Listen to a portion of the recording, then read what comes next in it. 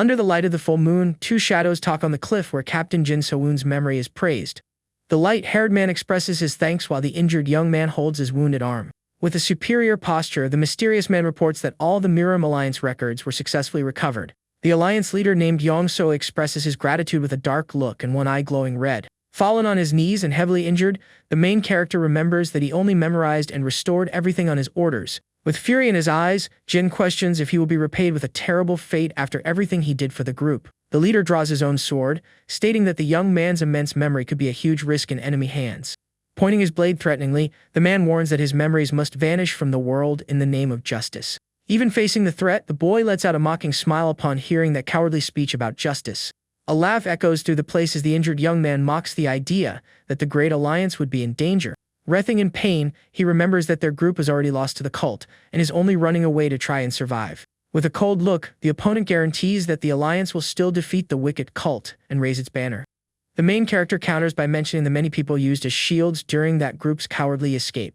The scene focuses on the moon as Jin comments that he can no longer tell who the true villain of this long war is. With wide eyes, the leader listens to the young man confess his great regret of entrusting his future to them. Right after, the battered young man steps to the edge of the cliff, feeling disgusted by that corrupt alliance. The boy's injured hand makes a firm gesture, stating that he will at least make one last important choice. Choosing his own destiny, the hero throws himself backward into the dark abyss, so he will not be taken down by the enemy. The fall is long and fast as he reflects that his own life was a nightmare precisely because he remembered everything. In his mind, war banners show the beginning of the ancient clash, where he was drafted against his will. A mountain of fallen fighters and swords illustrates the sad memory of when his companions were used as shields. The past also shows the desperate young man memorizing ancient books to try and save the members of his sect.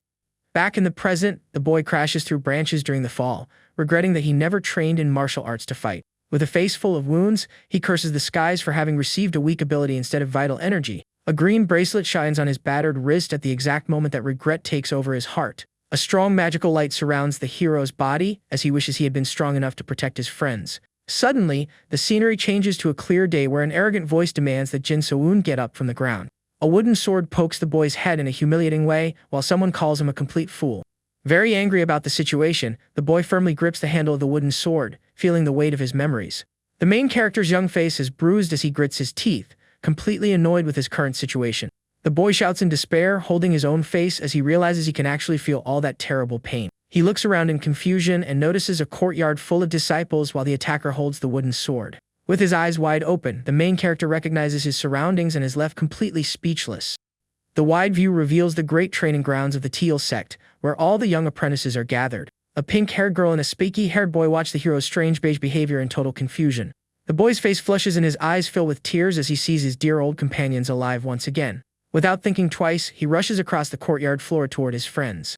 The young man suddenly gives his two friends a very tight hug, leaving them both completely stunned by his action. He stares at the girl, remembering the sad past where she lost her life while she pulls back, thinking his behavior is gross. His gaze shifts to the spiky-haired boy as the tragic memory of this friend's demise also pops into his mind.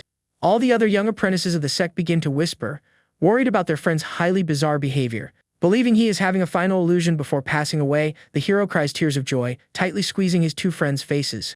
With a sincere smile and flushed cheeks, he admits that at least there is something really good in this supposed final vision.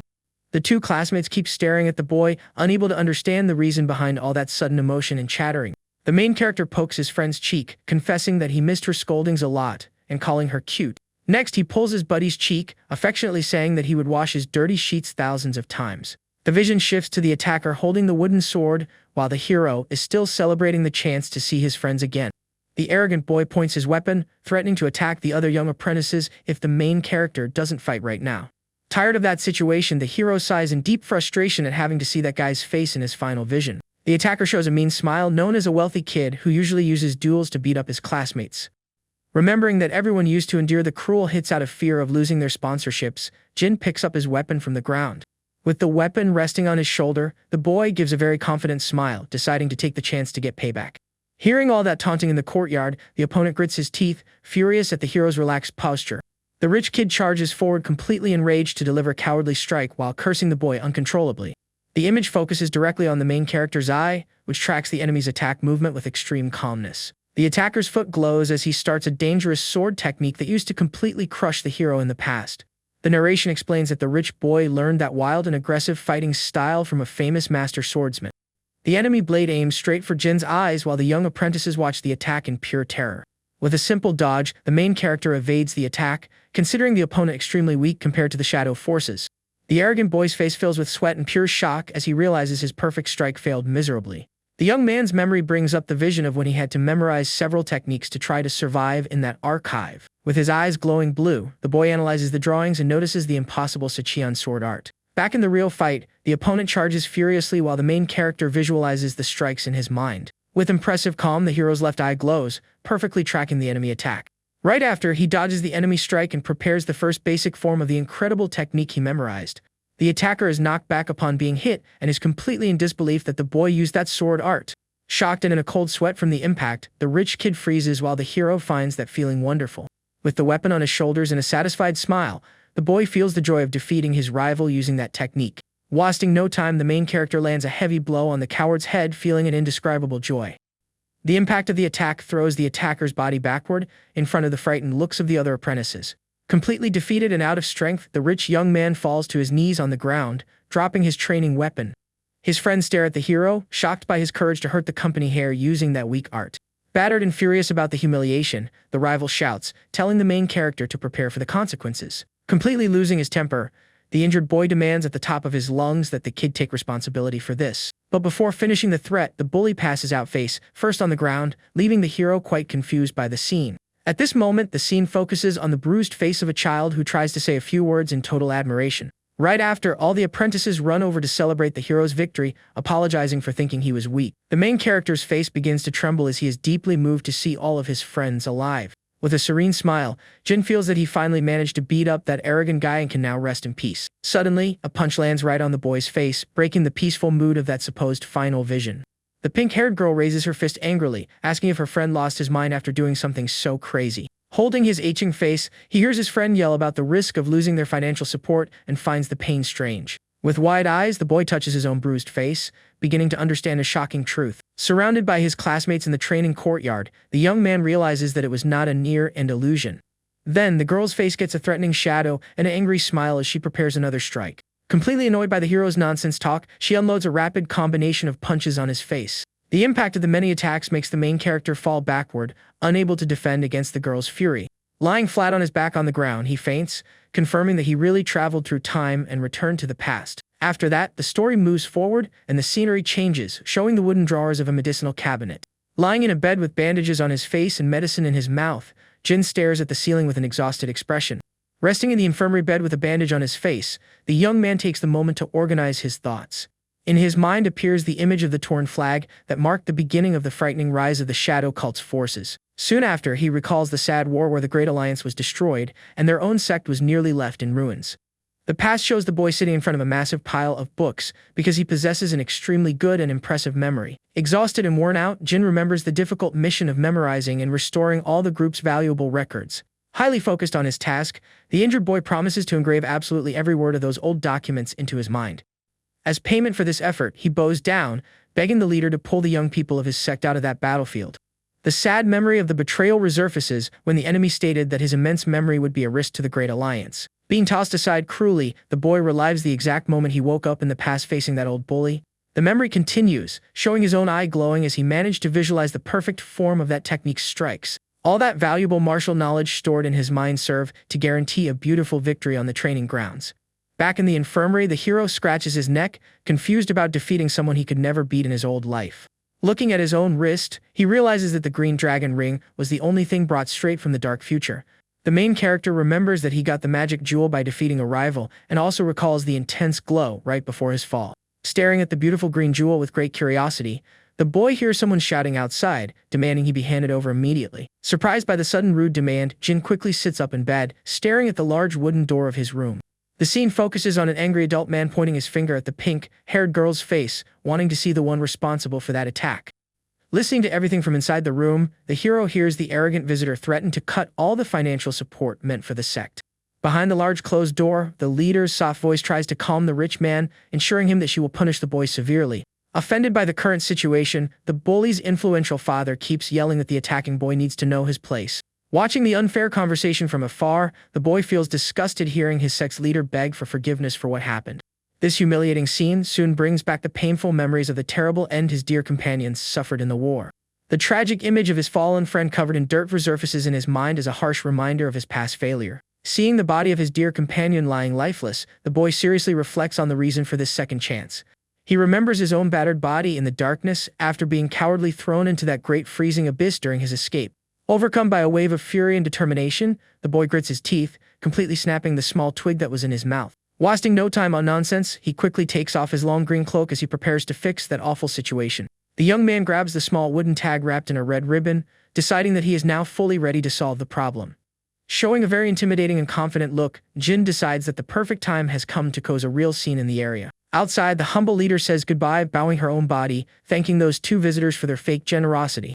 With an annoyed expression and clicking his tongue, the rich man warns that he will let the situation slide just this once. At this exact moment, the main character's feet land on the roof, announcing that he heard someone looking for him desperately.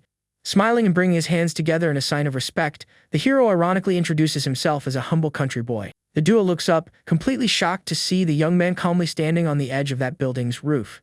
Furious at the boy's audacity, the visitor points his finger, calling him a punk for hurting his dear son. Sighing in exhaustion, Jin questions the reason for that insult, claiming that the man isn't even that much older. The rich man's face contorts in pure confusion as he stares at the boy, unable to understand what he just heard. The young man mocks the commotion over a single hit and asks if the father is going to chase the boy at the academy to throw a fit. Furious at the mockery, the man yells that his son just needs to be well served by them until he enters the official academy. Bored, the hero cleans his ear, remembering that the rich boy beat up and left more than 10 students bedridden for several days. Covering his face with his hand, the boy guarantees that the bully would never pass the academy after losing to a humble country boy. Completely red with rage and breaking a cold sweat, the visitor tries to charge at the young man, being held back by his lackey. The hero easily blocks a punch and asks if the great threat of cutting the sponsorship was really all that. The scene focuses on Jin's side profile as he repeats the word responsibility, in a calm and very focused manner. With a cruel smile, the rich man mocks the sect being in ruins, guaranteeing that the disciples will go hungry without the money. The hero's memory explains that their sect lost its past glory but still holds a great privilege within the alliance. This special right allows them to recommend a single student to enter the Great Academy without needing to take the official test. Because of this, the young bully joined the place, and his father paid a fortune just to secure that important spot. Hopping off the roof with a smooth jump, the main character faces the man head on and tells him to just cut the sponsorship already. Smiling in a highly provocative way, the hero warns that he'll take the consequences but says he is curious about one detail. Squeezing the visitor's wrist with his hand wearing the green ring, the boy notes that there is less than a year left until the selection.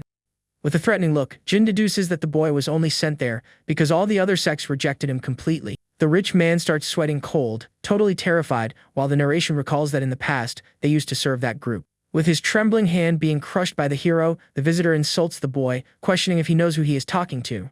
The adult tries to break free, claiming that the alliance doesn't care about that sect and that only his money could save them. With a cold look, the boy remembers that after the student entered the academy, the group cut the sponsorship anyway. Pulling the man closer with a dangerous look, Jin warns that in reality, only the sect can save that huge group. The rich man's eye goes wide, and his veins pop out as pure dread takes over his mind in the face of that intimidation. Slow footsteps echo across the stone floor as the hero's confident posture forces the scared opponent to back up a little.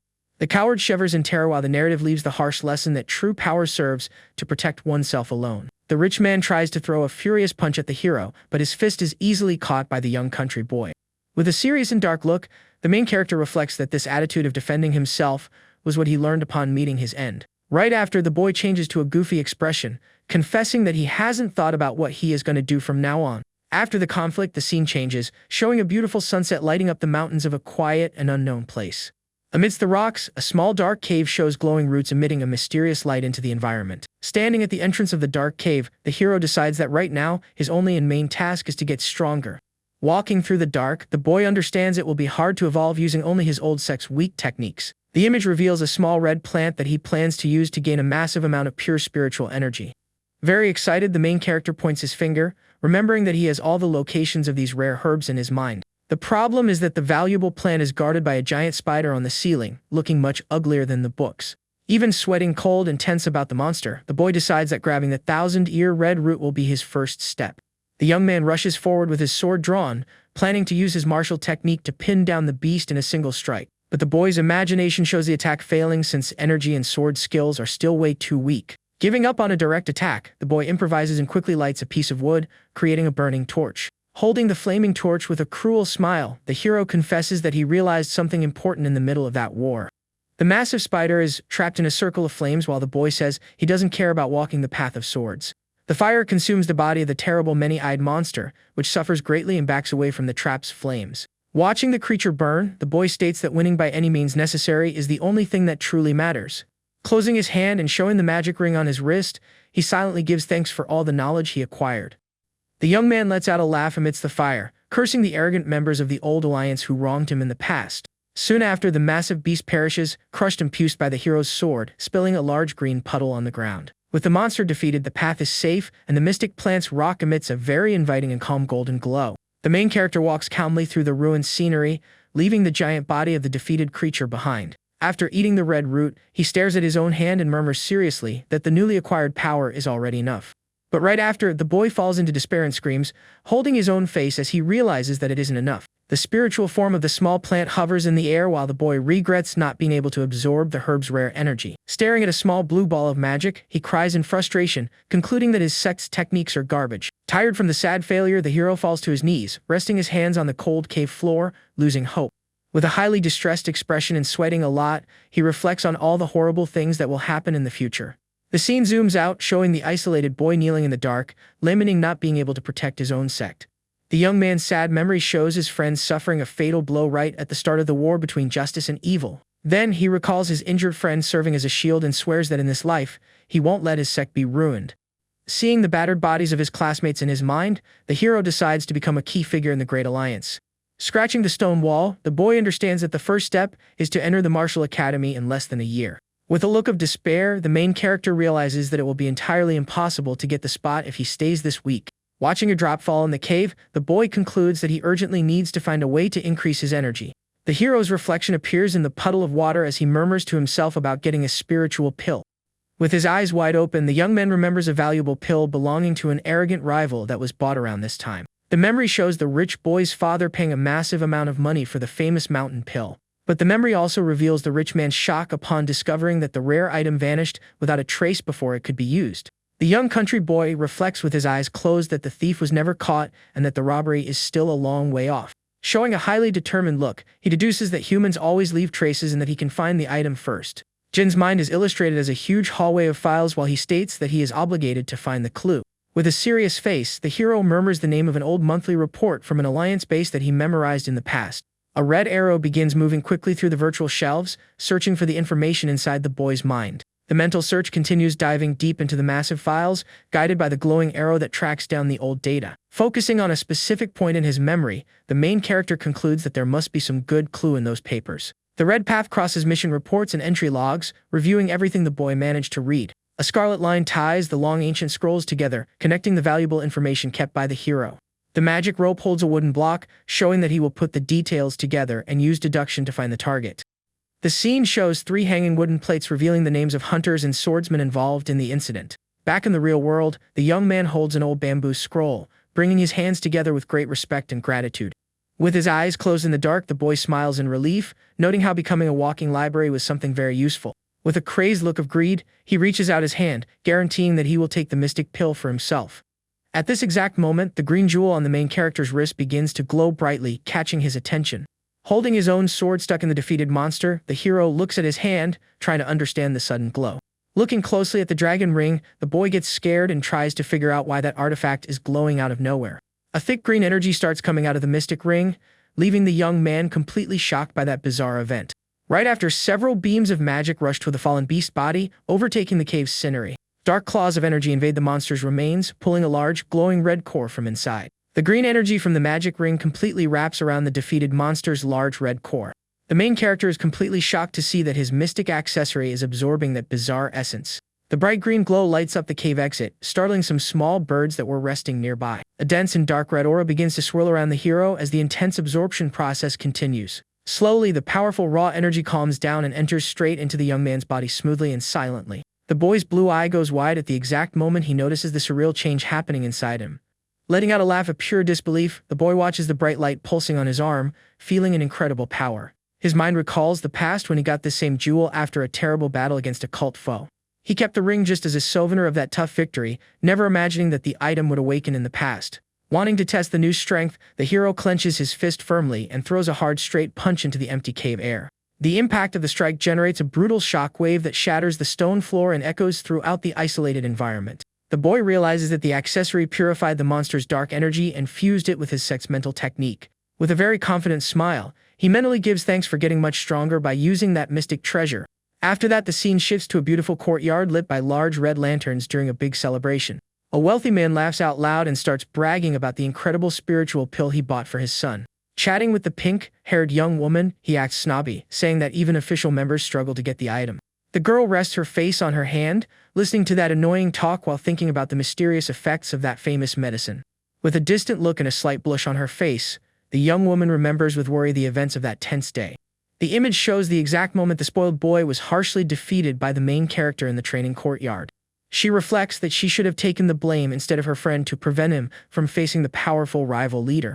Sitting on the isolated wall, the girl sighs in frustration, believing that her dear classmate was a true idiot. Just then, a small apprentice runs over looking very excited, catching his older sister's attention with a beautiful smile. The little boy holds out a nice plate full of roasted meat, while the rich man keeps walking around the place in the background. Soon the other young apprentices gather around and affectionately insist that the young woman try the delicious food. Annoyed by the kids, the arrogant leader turns his face and grumbles that he will deal with those brats after the banquet. Looking at the little ones with a gentle gaze, the girl merely asks everyone to eat well since they went hungry yesterday. She gives a small flick to a little girl's forehead, joking about her having her head in the clouds all the time. The group of kids returns the teasing, saying that she's the one who stays deep in thought, remembering her friend, making her blush.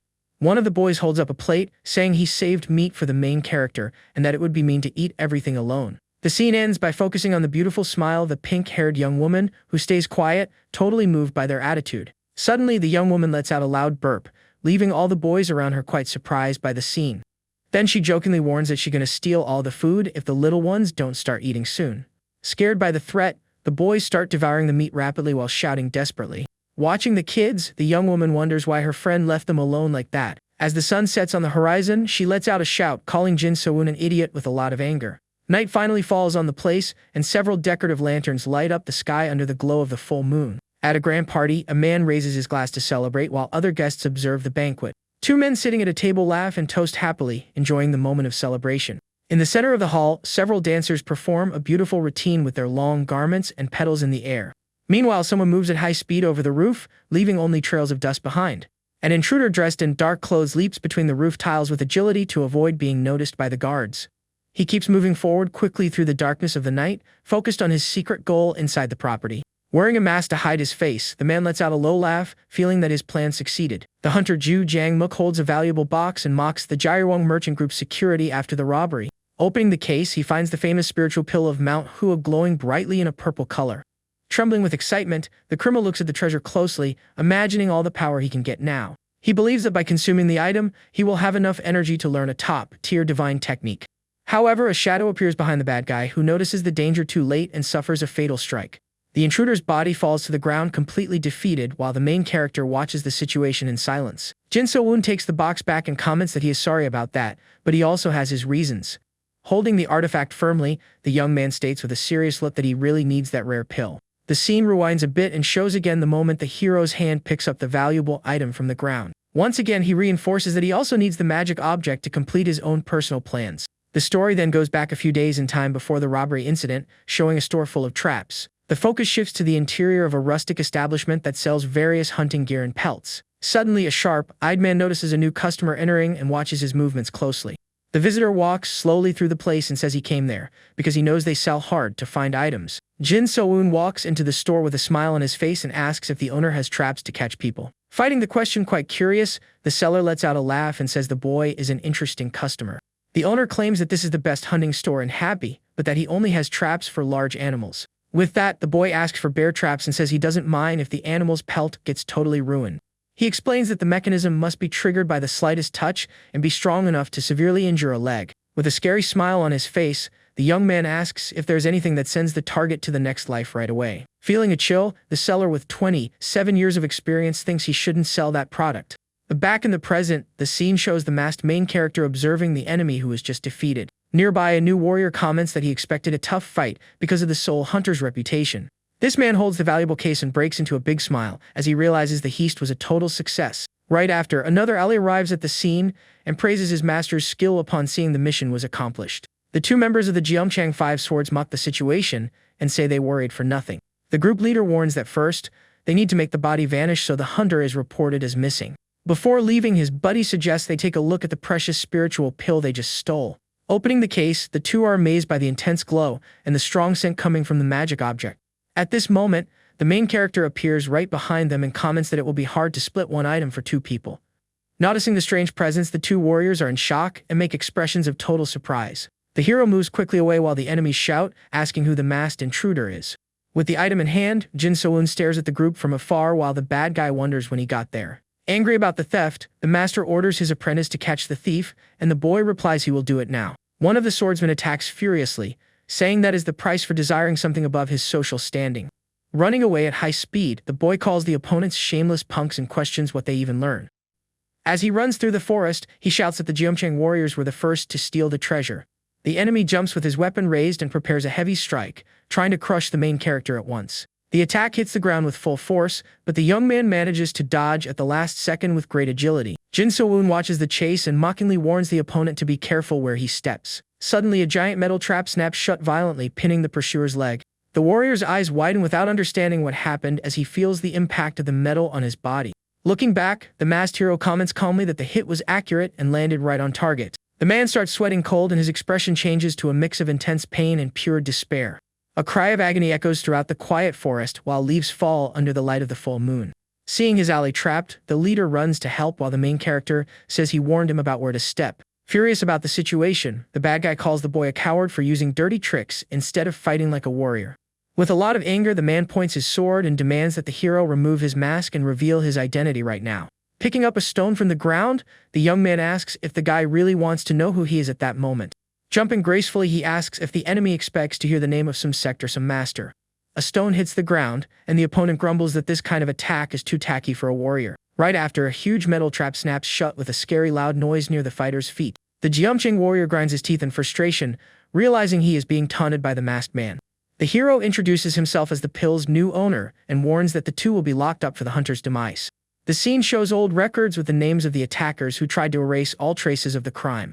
Meanwhile, the narration explains that the young man researched records of everyone who recently increased their energy. That was how he found the criminal's trail and the place where the soul hunter was buried. The two bad guys freeze in shock upon realizing that the stranger knows exactly who they are. Staring at the opponents, the main character confirms that he knows the two swords of the famous Jeomchang sect well. Guo Mu shouts, asking if the boy doesn't fear revenge from his sect and the powerful Miram alliance. With a cold look, the main character makes an ironic comment about a thief trying to turn in another thief in the middle of a robbery. The enemy charges with a powerful punch, screaming that cheap tricks won't work against him. The hit smashes the ground with full force while the man mocks the traps scattered by the hero. The young man jumps over several pieces of metal, trying to distance himself from the skilled warrior's fury. Jang Han-ji smiles maliciously as he sees that he managed to avoid the traps floating around. But the situation changes when the main character himself almost gets caught by a piece and complains about the danger. The bad guys promise to tear off the boy's mask and limbs as soon as they catch him in the forest. The hero stays in absolute silence, only watching the opponent's movements in the dark of the night. Suddenly, he starts running away, and the criminals notice he is trying to escape the fight. The master orders the pursuit, but the apprentice warns him to be careful in the area covered with leaves on the ground. The leader laughs at the concern and states that they just need to step exactly in the same place as the boy stepped. They jump confidently following the hero's footprints while the apprentice praises his superior's perception. The group continues the hunt at high speed, crossing the terrain covered by a thick layer of leaves. The footprints on the ground serve as a guide for the bad guys, who believe they are safe following the trail. Laughing, they say the young man must be disappointed to see that his tricks failed so badly. Jin So-eun lands smoothly further ahead while a small glint appears in the spot where he just was. Crouched and ready to act, the main character prepares his next move to end the confrontation. With cruel smiles, the bad guys say his life ends there and ask what he thinks about that losing situation. The warriors jump toward the young man's trail without realizing that one of their feet is about to touch dangerous ground. At that instant, the main character's gaze sharpens as he watches his opponent's final movement. One of the bad guy's feet touches the ground, and a metallic sound indicates that something terrible is about to happen there. The masked boy remains silent, merely watching the outcome of the plan he set up so carefully. Suddenly, several giant traps snap shut with full force, hitting both men's legs at the same time.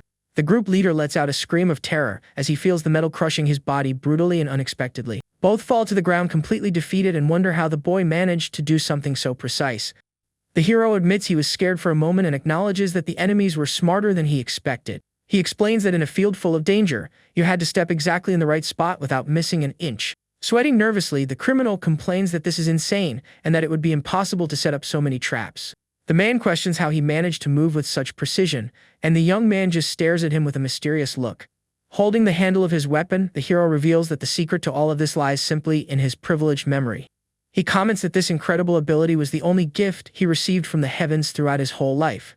Right after, the criminal's fate is sealed under the moonlight while red marks scatter across the local vegetation. The scene changes to a large temple during the day, and a question arises about the Teal sect located in the Happy region. A mysterious man holds a small cup of hot tea while reflecting deeply on the latest events. The chief strategist of the Miram Alliance, named Jigel Samyong, asks if that was one of the 108 sects. The elder Nangan T1 confirms it and says that several strong sects have emerged in Happy in recent times. Sitting across from each other, they discuss the need to replace the main sect soon. The strategist asks if he is talking about the Iron Sword sect, which has been expanding its power in that area. With a smile on his face, the elder says he brought special tea leaves and mentions the rumors going around the Miram Alliance. While serving the drink, he recalls that a sect can only be replaced if it commits some kind of very serious crime. The man reveals there are rumors that the Teal sect is using its admission rights for shady purposes. He claims that the group might be involved in a dirty scheme just to make money illegally and quickly. The strategist asks if the sect is using its privilege among the 108 groups for their own benefit. With a mean look, the elder cracks a wide smile, confirming that their goal is strictly personal profit. He questions if the Teal group really turned their backs on their important status just for the sake of money. The bad guy reinforces that they are willing to do anything to get what they want and satisfy their own greed. While the two conspire, a small bird watches everything from the top of a tree near the large meeting hall. As the conversation continues, the mood gets heavy between the two leaders discussing the future of the local sects. The elder asks not to be misunderstood and explains that he doesn't just want to put another group at the top of the hierarchy. With a focused look, he says his sole intention is to protect the honor of the Miram Alliance at any cost. Pouring more drinks, the man notes that the privileges were given to honor those who fought in the difficult war of the past. He shows that he is very hurt as an official union member because of the corruption that has taken over everything. Handing over the cup, the villain states that the true meaning of the alliance is being stained by pure greed. The scene changes to a quiet inn at night where the main character is sitting alone at a table. With his eyes closed, the young man concentrates intensely while a blue aura begins to glow around his face. Sitting with his back turned and shirtless, Jin So-won releases a large amount of spiritual energy during his training. Sweating heavily from the physical effort, he stays completely focused on controlling the flow of power inside his own body. The boy opens his eyes, showing that he reached a new level of strength after using the rare item he stole from the bandits. The energy flows freely through the room while the hero stays, still in his deep meditation pose. Clenching his fist tightly, the young man reflects that the Seowa pill is famous for a good reason and that the cycle is complete. Completely satisfied, the boy celebrates having surpassed the internal energy he possessed in his previous life. Soon after, he walks calmly down the wooden staircase, making a dull sound with every step he takes in the place. Entering the hall, the main character sees a small helper dozing off at the table and calls him very gently. The little boy wakes up startled and gets very happy realizing that his young master finally came out of his room. The little guy says he went missing for several days, and Jin So-woon asks him to bring anything that is edible. With a doubtful expression, the worker warns that the kitchen is already closed because it is so late. But the situation changes when the hero pulls out several coins and promises to pay for a week's stay in advance. The helper runs excitedly to wake up the cook, and the boy reflects that money really buys everything in this world. He remembers it was a great idea to save up a good amount of money using the power of his blue dragon ring. The story shows a flashback of a fierce tiger roaring during a very dangerous confrontation in the dark forest. The special ring proved highly useful since it doesn't only work on dark beings, but also on living creatures. The artifact's power allows him to drain the life force of any creature and absorb absolutely everything as his own energy. Aside from gaining power, the main character managed to sell the tiger pelts and make a good cash bonus at the store. Back at the table, he thinks he found a great way to profit, but realizes there is a big problem now. The Blue Dragon's power is a dangerous ability that can easily be mistaken for a dark cult technique. With a worried expression, he knows he has an extremely dangerous gift that must be kept secret. If the Miram Alliance finds out he uses forbidden arts, the young man knows the consequences will be terrible for him. With a clenched fist, the young man reflects that everyone in the sect will be in danger and that he must never be caught. Just then, the little helper arrives with several plates of food, calling the boy young master. The hero is delighted by the feast and gets ready to eat while hearing that the chef put in a lot of effort. While devouring the noodles, he notices the girl is still standing there, watching his every move. Curious, the main character asks what rumor the girl heard when she tries to cheerfully strike up a conversation. She talks about the Jairwong merchant group's banquet that happened recently after they secured a pill. The little girl mentions that the treasure was stolen during the party, and the hero gets a little uncomfortable with the reveal. The helper says the thief must be very skilled and warns that the Miram Alliance sent investigators to the area. Hearing that they are trying to catch the culprit, the boy ends up desperately choking on his food. He refuses the water and asks her to continue the story, asking what the Miram Alliance members did. With a serious look, the young man asks if they found evidence or if they already managed to catch the real thief. In his thoughts, he knows it would be a total disaster if they caught an innocent person in his place.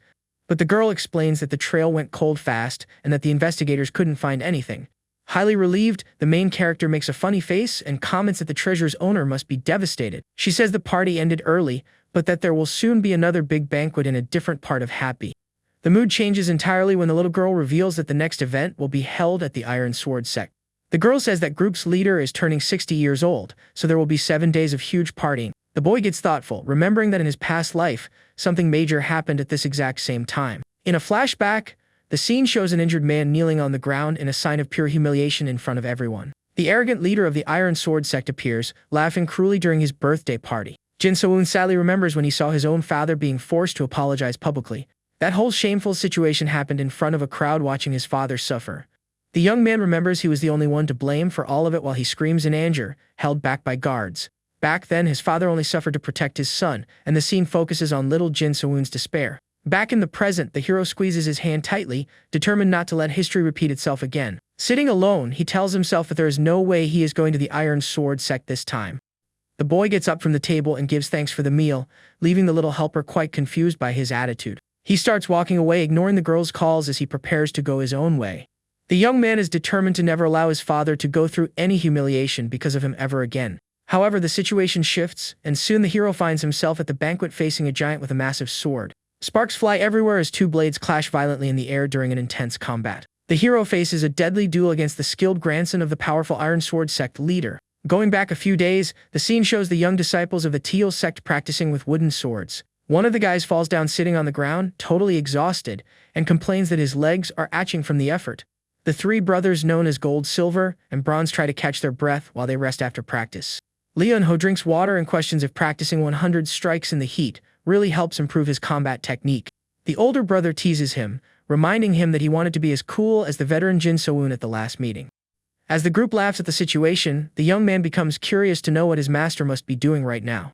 Little Dongryang shows concern over the fact that the main character has been missing for over an entire week.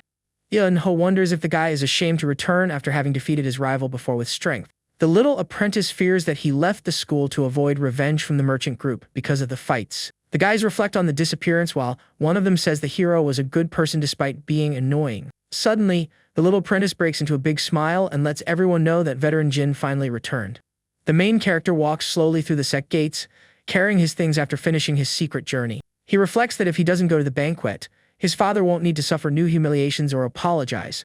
Jin So-eun decides he shouldn't overthink it and that he simply won't set foot in enemy territory this time.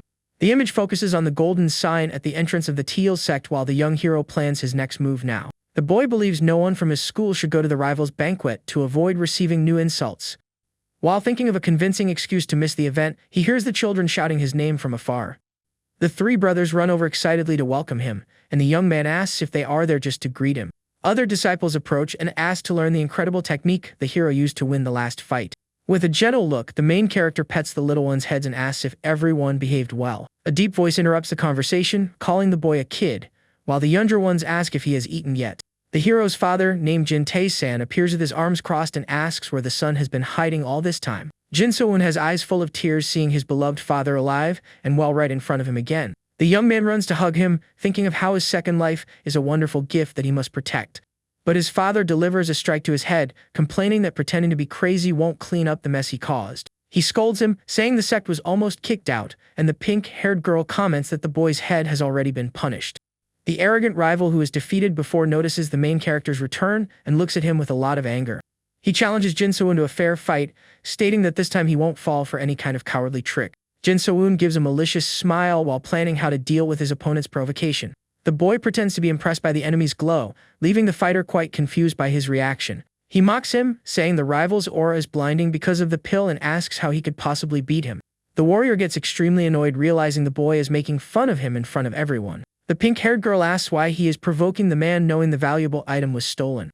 Without paying much attention, the hero opens a large cloth bag while his companions watch him with strangeness. Inside the bag, the group finds several candies and sweets that the boy brought back from his trip. His father complains that he should have bought real food, but the children are euphoric with the snacks. Seryun grumbles softly that the hero only thinks about the sex safety even when he is away from home. She explains that the merchant group is too busy with the pill theft to come bother the school right now. With a serious look, the young woman demands that he never disappear like that again without telling anyone where he went. Jin So-woon is visibly moved and blushing upon realizing the genuine concern of his training classmate. The boy wonders if he really acted so solitarily but decides not to correct the girl because she is being kind. He mentions the birthday banquet and discovers that the Teal sect was also invited to the event. Our hero is frustrated to know that the leaders have already decided to attend just to not seem rude. Thoughtfully, the young man tries to come up with some plan or justification to avoid everyone being in danger at the party. At that moment, his father turns his back and starts walking, leaving the son reflecting on the situation. The patriarch warns that he will go to enemy territory alone and orders everyone else to stay at the school. Suddenly, a little apprentice pokes the main character's arm, holding something wrapped in a piece of paper. The little boy holds out his hand and shows a few simple rice balls he kept affectionately for his friend. The youngsters are surprised to realize that this is the food that was served at the previous banquet. The boy confesses that he kept the snack for them to eat together, but believes that it must be thrown away now. The image focuses on the rice balls, which look a bit hard after spending so much time stored away. Jin So-woon looks at the little one with a tender smile on his face, appreciating the child's loyalty and purity. To the girl's surprise, the hero takes a piece of the food and devours it quickly, showing gratitude. He states that the snack is delicious, and the little boy complains jokingly that he wanted half. Letting out a laugh, the boy apologizes, says the apprentice can keep all of his sweets in exchange. The little one's eyes widen with joy, unable to believe he will have so many treats just for himself to enjoy. While the kids run off to eat, Seryun comments that the rice ball should be hard and bad. Jin So-woon realizes that missing just one party won't stop the enemies from pursuing them forever. The young man reflects that that won't be enough while the pink-haired young woman watches him with a confused expression. He states that they would have to endure endless insults, including the children, and that simply isn't right. With a confident smile, the boy decides that everyone must go together to the Iron Sword Sect's banquet. On the day of the event, a large procession of carriages and horses follows the path toward the rival's territory. While they walk in a group, one of the school leaders stops the young man and calls him by name very seriously. The man warns that there is something very important the boy must protect upon entering that dangerous place. The hallmaster Kang Chae-sik shouts authoritatively, ordering the hero not to take any rash action over there. Ironically, the young man asks if the master came to the banquet just to watch over his every step. Irritated, the hallmaster complains that the boy is being hasty, and the young man thinks the lecture is totally unfair. The rich merchant comments that the young man caused trouble and asks if he is going through a second puberty. The hero watches in silence and says the master is starting to grumble exactly like his own father does. He realizes his father hasn't said a word since they left, while the rival keeps shouting with a lot of fury. The master gives the boy a flick to the head and reminds him of when he used to change his dirty diapers when he was still a baby. The hero complains about him bringing up that embarrassing subject again while the group continues moving through the courtyard. Suddenly, a group of warriors dressed in green asks for permission and demands that the path be cleared for them. The men claim that someone from their team is already waiting in line, so they must pass in front. The rival gets annoyed by the lack of manners and asks if the strangers know who they are talking to like that. One of the visitors tries to calm the situation, saying they came from far away and are very tired from the long trip. The group leader introduces himself with arrogance as Gu Yang, Sab, the famous and powerful Cheongjuk commercial company. Upon hearing the name, the rich merchant and his companions are in total shock, showing a lot of fear of that organization. The fat man apologizes immediately and clears the way while the villain laughs at the local warrior's submission. Jin So-woon watches everything with a sharp gaze upon recognizing the name of the commercial company that was just mentioned. He remembers that in the future, that man and his rival would become great friends with equally bad personalities. The hero recalls that the two treated the disciples of his sect as if they were simple personal servants to both of them. The criminals laugh at the situation and call the rich merchant a pig, also mocking the unnamed sect accompanying him. Other guests watch the hero's father and wonder how such a weak group managed to get on the list of sects. Jin So-woon puts his hands on his companion's shoulders and asks what people were whispering nearby. With a mocking smile, the young man says he has never heard of that company and asks the man to repeat its name. The group leader is paralyzed with hate upon realizing he is being challenged by a simple disciple. The merchant tries to intervene, desperate, while the hero pretends he is trying to remember where he heard that name before. While everyone is in shock, the hero pretends he is trying to remember where he heard the commercial company's name. With a mocking face, he asks if maybe he didn't hear that name in a very dirty public restroom. The commercial company's members are paralyzed with hate by the heavy insult they just received from the kid.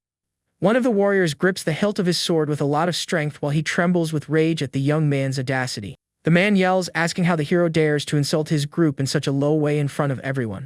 Suddenly, elegant footsteps echo through the place, and a female voice asks what is the reason for all that commotion.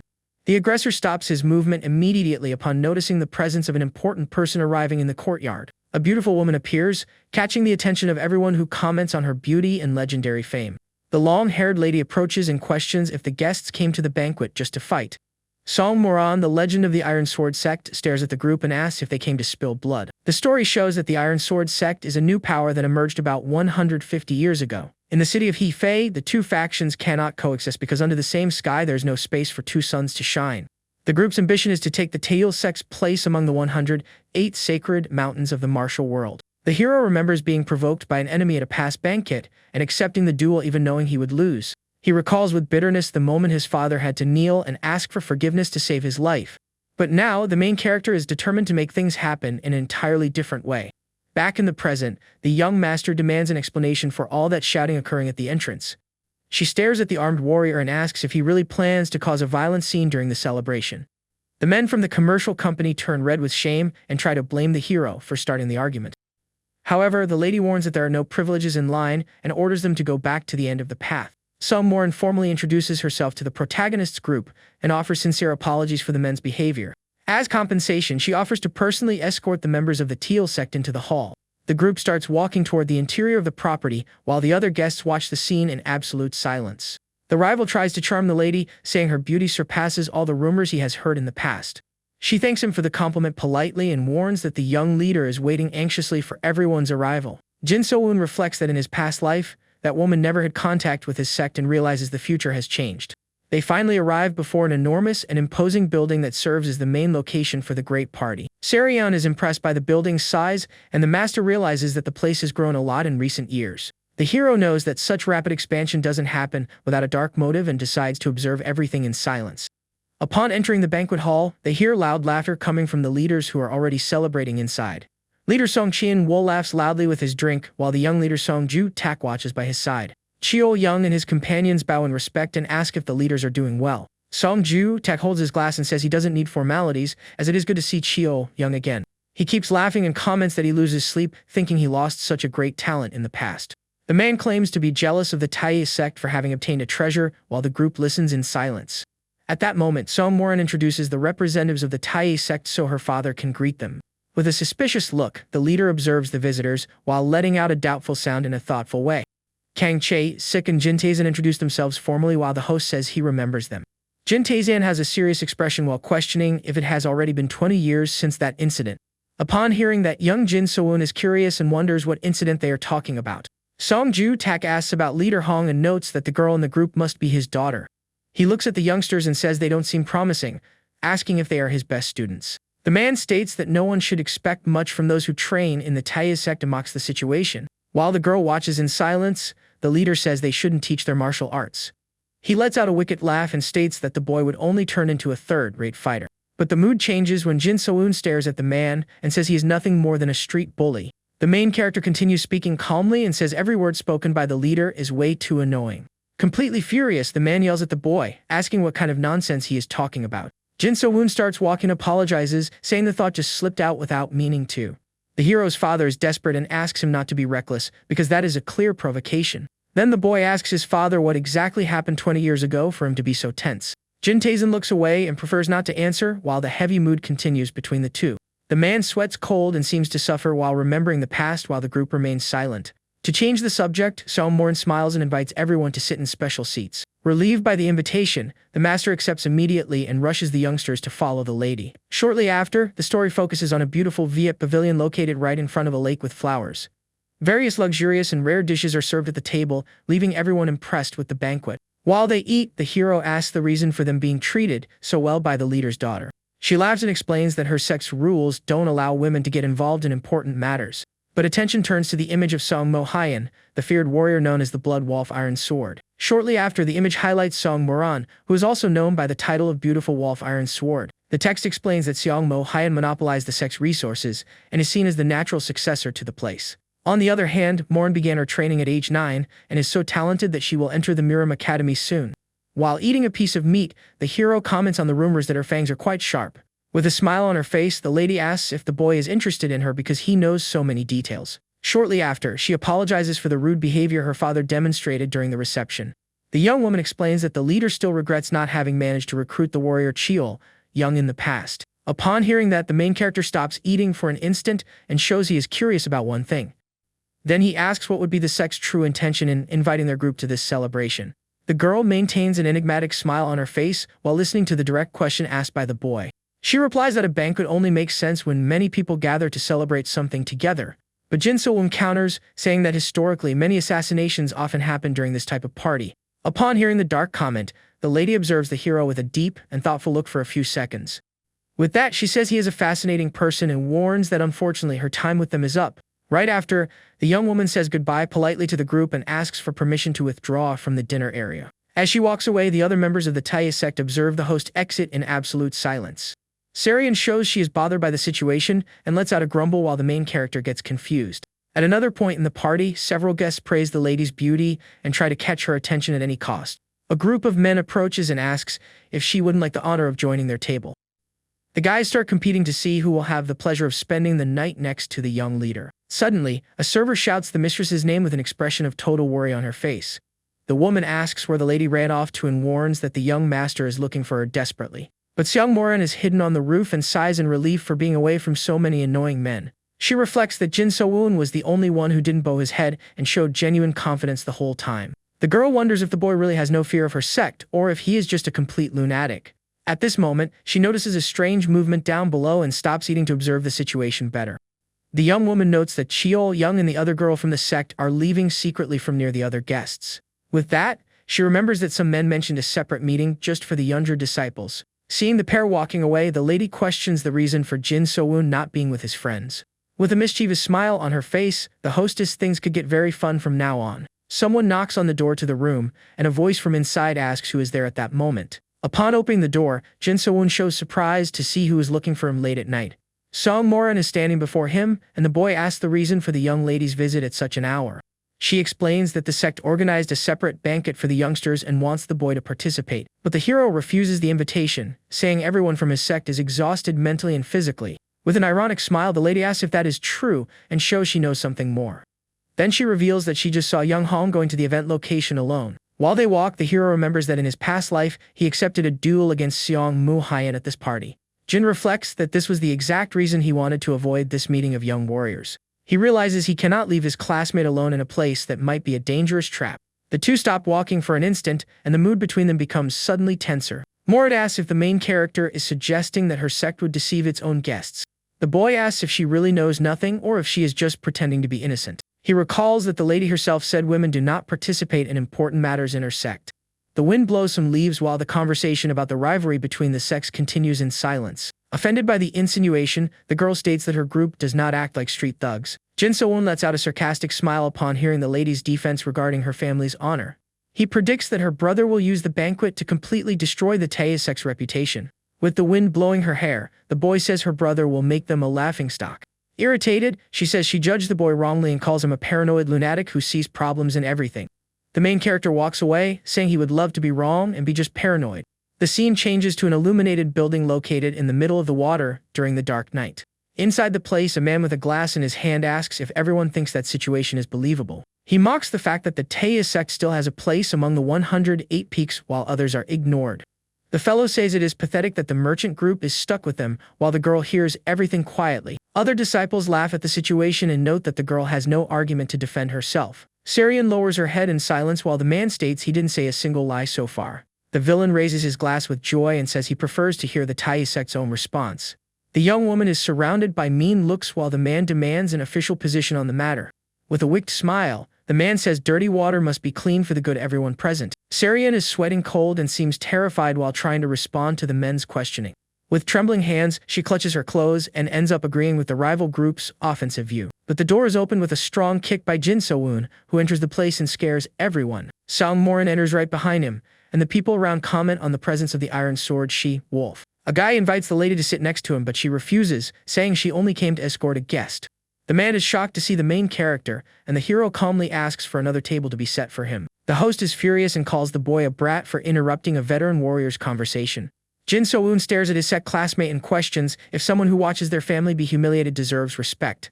Sarian tries to calm things down and asks the reason for Jin So-woon having appeared at that tense moment. In a funny tone, the boy says he came because he knew she would cause a disaster if she stayed alone. He observes the environment and realizes that everyone present is busy laughing and mocking the Tai sect.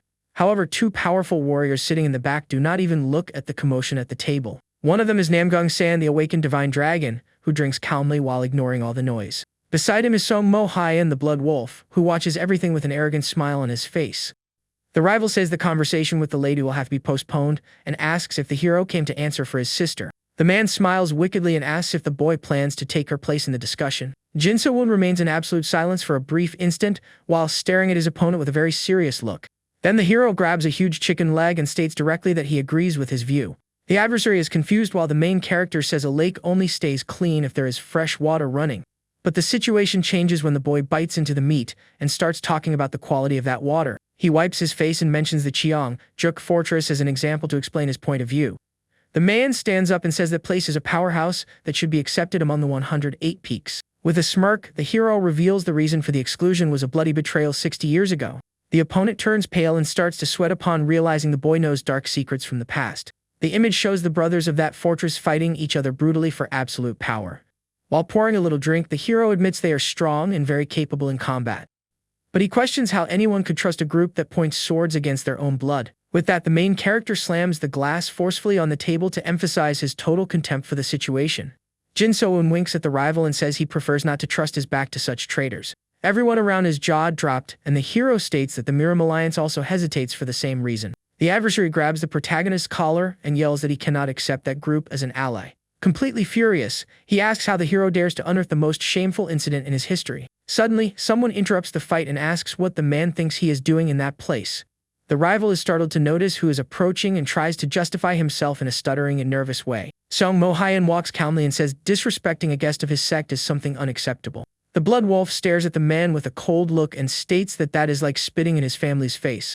Morin tries to intervene, saying the other group started the fight, but her brother orders her to stay out of it. In an authoritative tone, the warrior says he saw Jin So-woon distort the conversation in a wicked and ugly way. Sarian is desperate at the way things are going, but the main character surprises everyone by asking for forgiveness.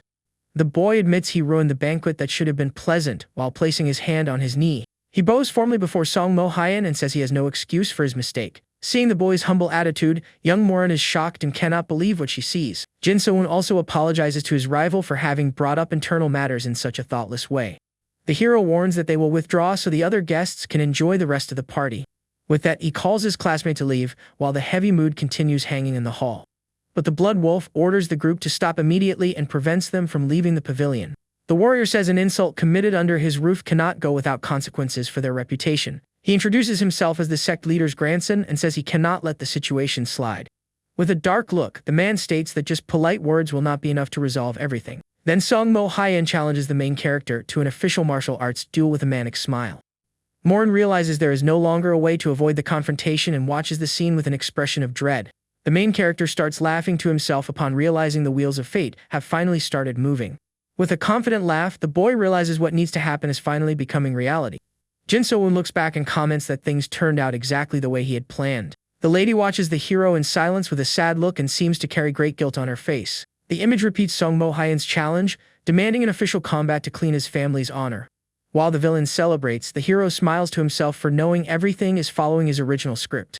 Back in the room, the master yells furiously at the boy for having accepted such a dangerous duel. Sarian gets annoyed at the scolding and says the main character was right to act that way at the party.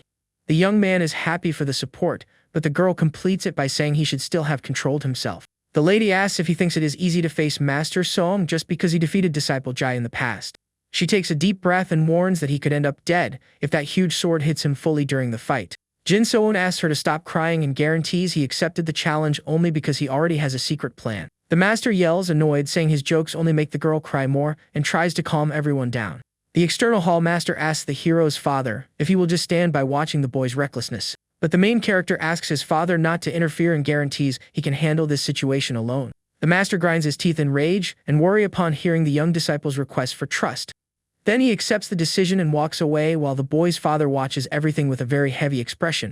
Jin So-woon mentally asks his father not to worry, for he believes everything will end well in the end. The next day, the scene focuses on the Iron Sword sect while someone's scream echoes through the training field. Sarian arrives running desperately, and the main character asks the reason for her being so agitated early in the morning.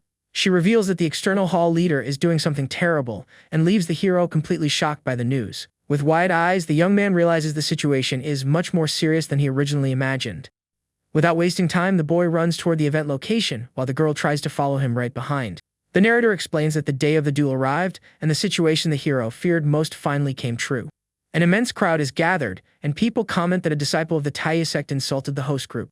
In the distance, the hero sees his father kneeling on the ground asking for forgiveness before the leaders sitting on their thrones.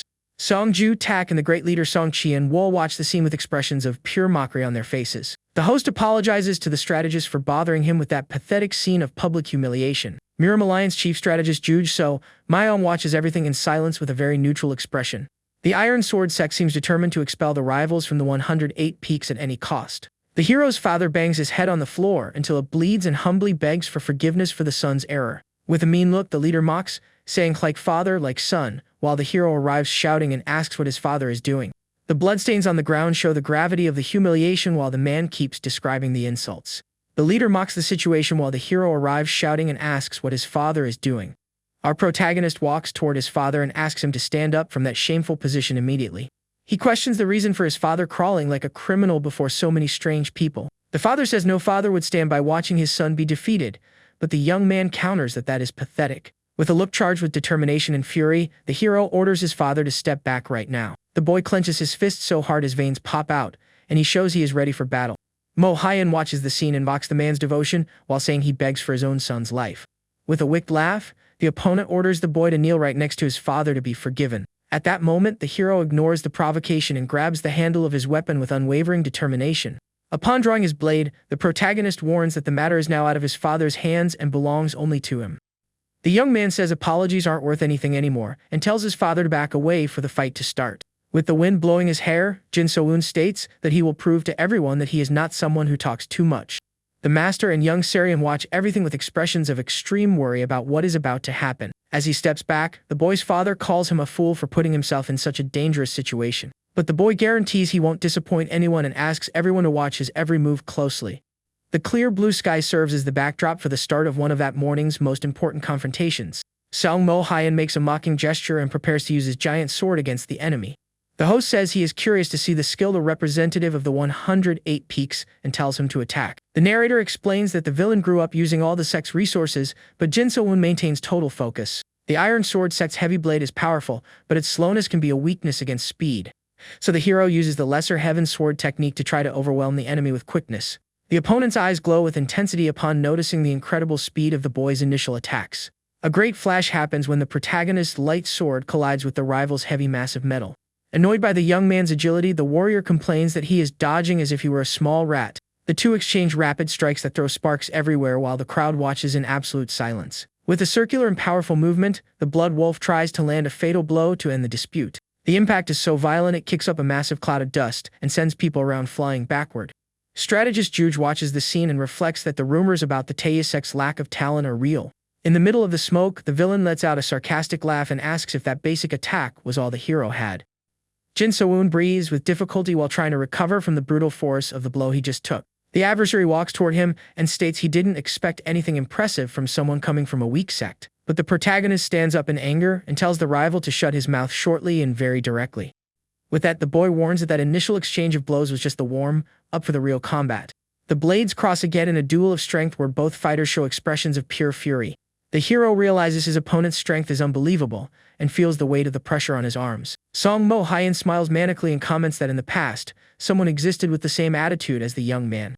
The opponent tells that another man from an unimportant sect insulted his family and ended up defeated. In a flashback, he demands an apology, but the hero's father refuses to admit a crime he did not commit.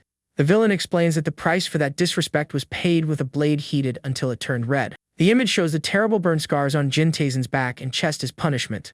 With a cruel smile, the warrior decides to reveal that man's name to the protagonist. He confirms that the man punished in the past was Jin Taezin, the leader of the Tae sect. Upon discovering the truth about his father's past, the young man enters a state of deep shock. The boy is paralyzed and cannot believe the suffering his father kept for so long. Meanwhile, Jin Taezin watches the fight with an expression laden with hurt and sadness. Taking advantage of the distraction, the Blood Wolf lands a hard kick and asks how he dares to look away. Jin So-woon is thrown far away by the impact of the blow and falls violently onto the stone floor. Desperate, the master and the girl shout the hero's name while fearing the worst possible result. Mohyun watches the boy trying to stand up, and the hero realizes that swallowing that humiliation is useless. The adversary laughs out loud and asks if the two don't have a brain for insisting on a lost fight. In the crowd, people comment the confrontation isn't fair and that the Tae sect is truly pathetic. The host leader smiles, satisfied upon predicting that that shameful story will repeat itself now. With his back turned, the protagonist asks if everyone there really believes the result will be the same. The young man lowers his head while an aura of determination begins to arise around his body. He charges again using the first form of his sword technique and leaves the opponent annoyed. With an age-old movement, the hero dodges under the rival's giant blade, which misses the target. The protagonist stares at the enemy closely and decides he will change everyone's view of his sect. A rapid sequence of attacks happens and both warriors exchange blows at high speed. Surprised by the sudden change, the villain calls the boy a rat and asks how that is possible. The hero starts applying several complex martial concepts while pressuring the adversary without stopping. Mohyun yells furiously, asking what kind of trick he is using to get stronger and stronger. With his eyes glowing intensely, the hero increases the pace of his movements in a scary way. The battlefield is filled with trails of fast cuts that surround the Blood Wolf completely. Jin So-woon executes his own variation of his technique and demonstrates superior sword mastery. The villain starts suffering several superficial cuts throughout his body while the attack continues without rest. With messy hair and total focus, the protagonist maintains the offensive to end the duel once and for all. The opponent caws upon being pushed backward by the impressive force of the boy's attack. With a smile on his face, the protagonist asks if the Iron Sword sect is just that. Completely furious, the villain curses the hero and does not accept being humiliated by a young beginner. The Blood Wolf yells that the hero is using cheap tricks and prepares for a massive attack. He executes the mountain-destroying technique and brings his giant blade down with overwhelming force. The impact against the ground creates an explosion of debris that scares all the disciples watching the fight. Dust rises and covers everyone's vision while the spectators wonder if the hero survived the blow. So Mohyun watches the trail of destruction but realizes his target is no longer in that spot. Calling the boy an insignificant bug, the warrior makes another violent movement to try to hit him.